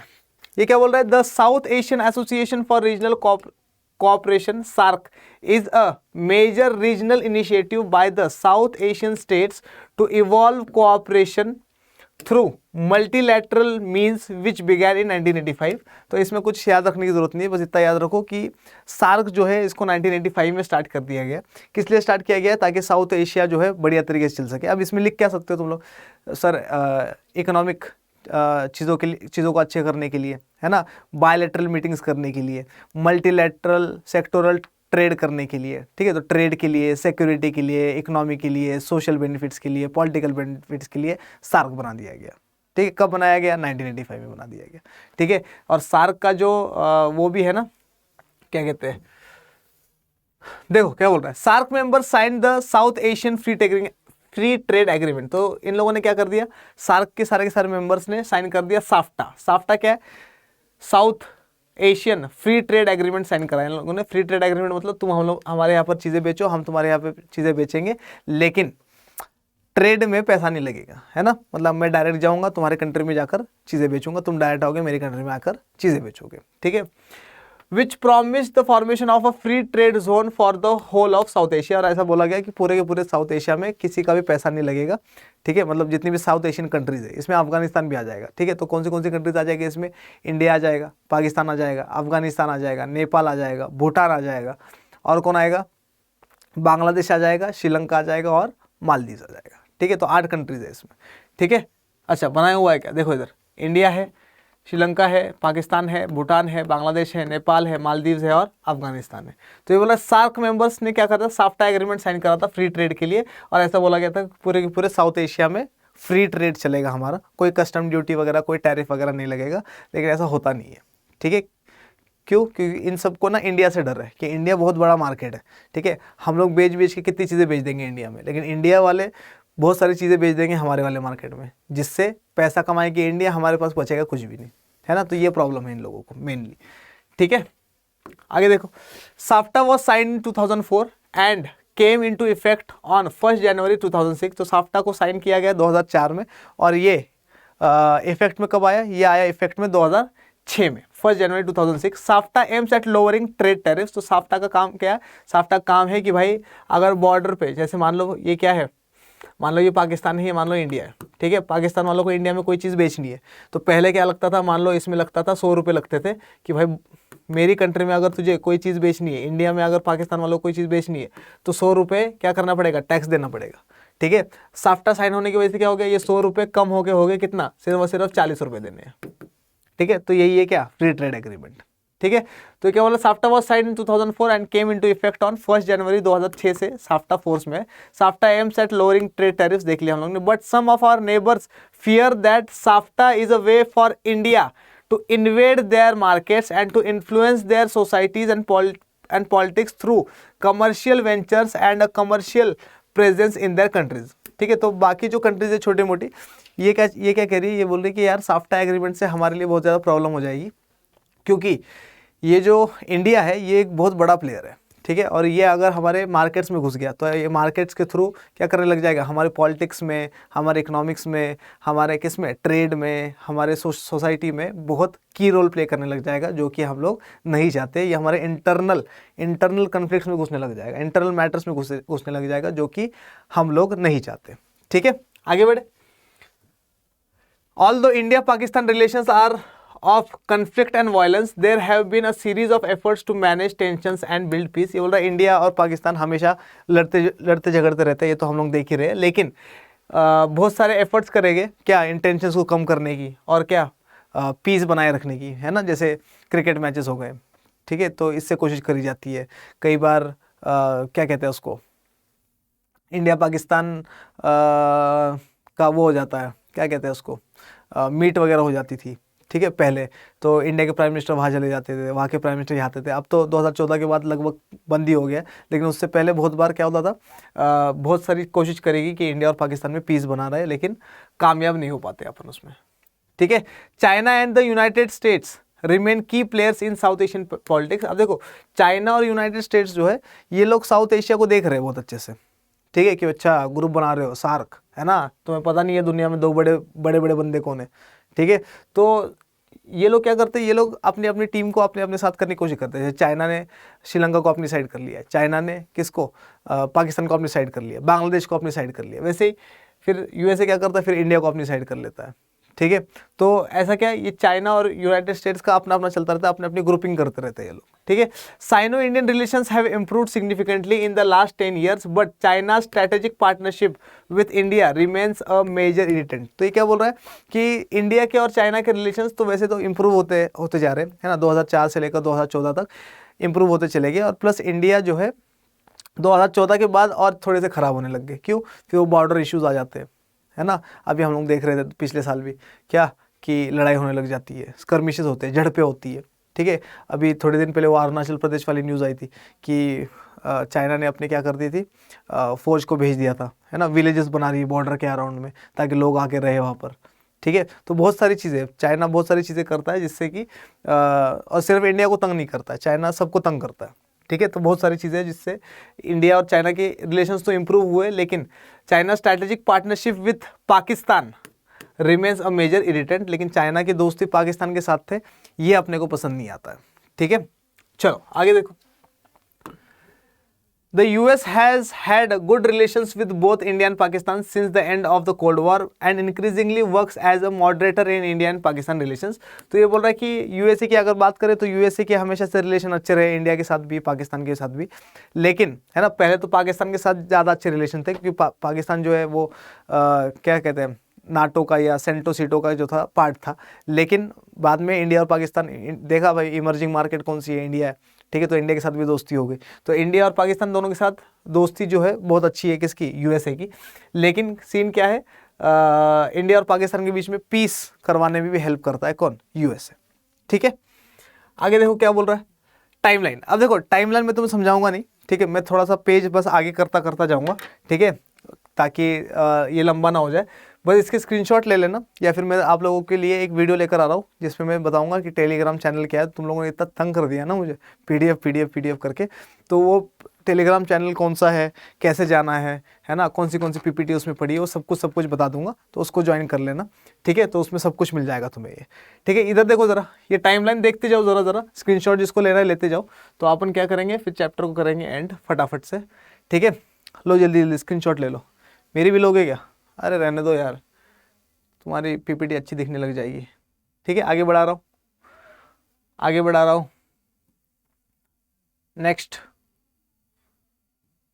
नेक्स्ट। अरे पीछे चला गया क्या? ये लो, इसकी भी फोटो ले लो जल्दी से। ठीक है, तो ये पूरी की पूरी टाइमलाइन है इसमें, ये टाइमलाइन देख लेना। ठीक है, देख ली क्या? चलो जल्दी खींचो फोटो, इसको जिसको भी खींचनी है।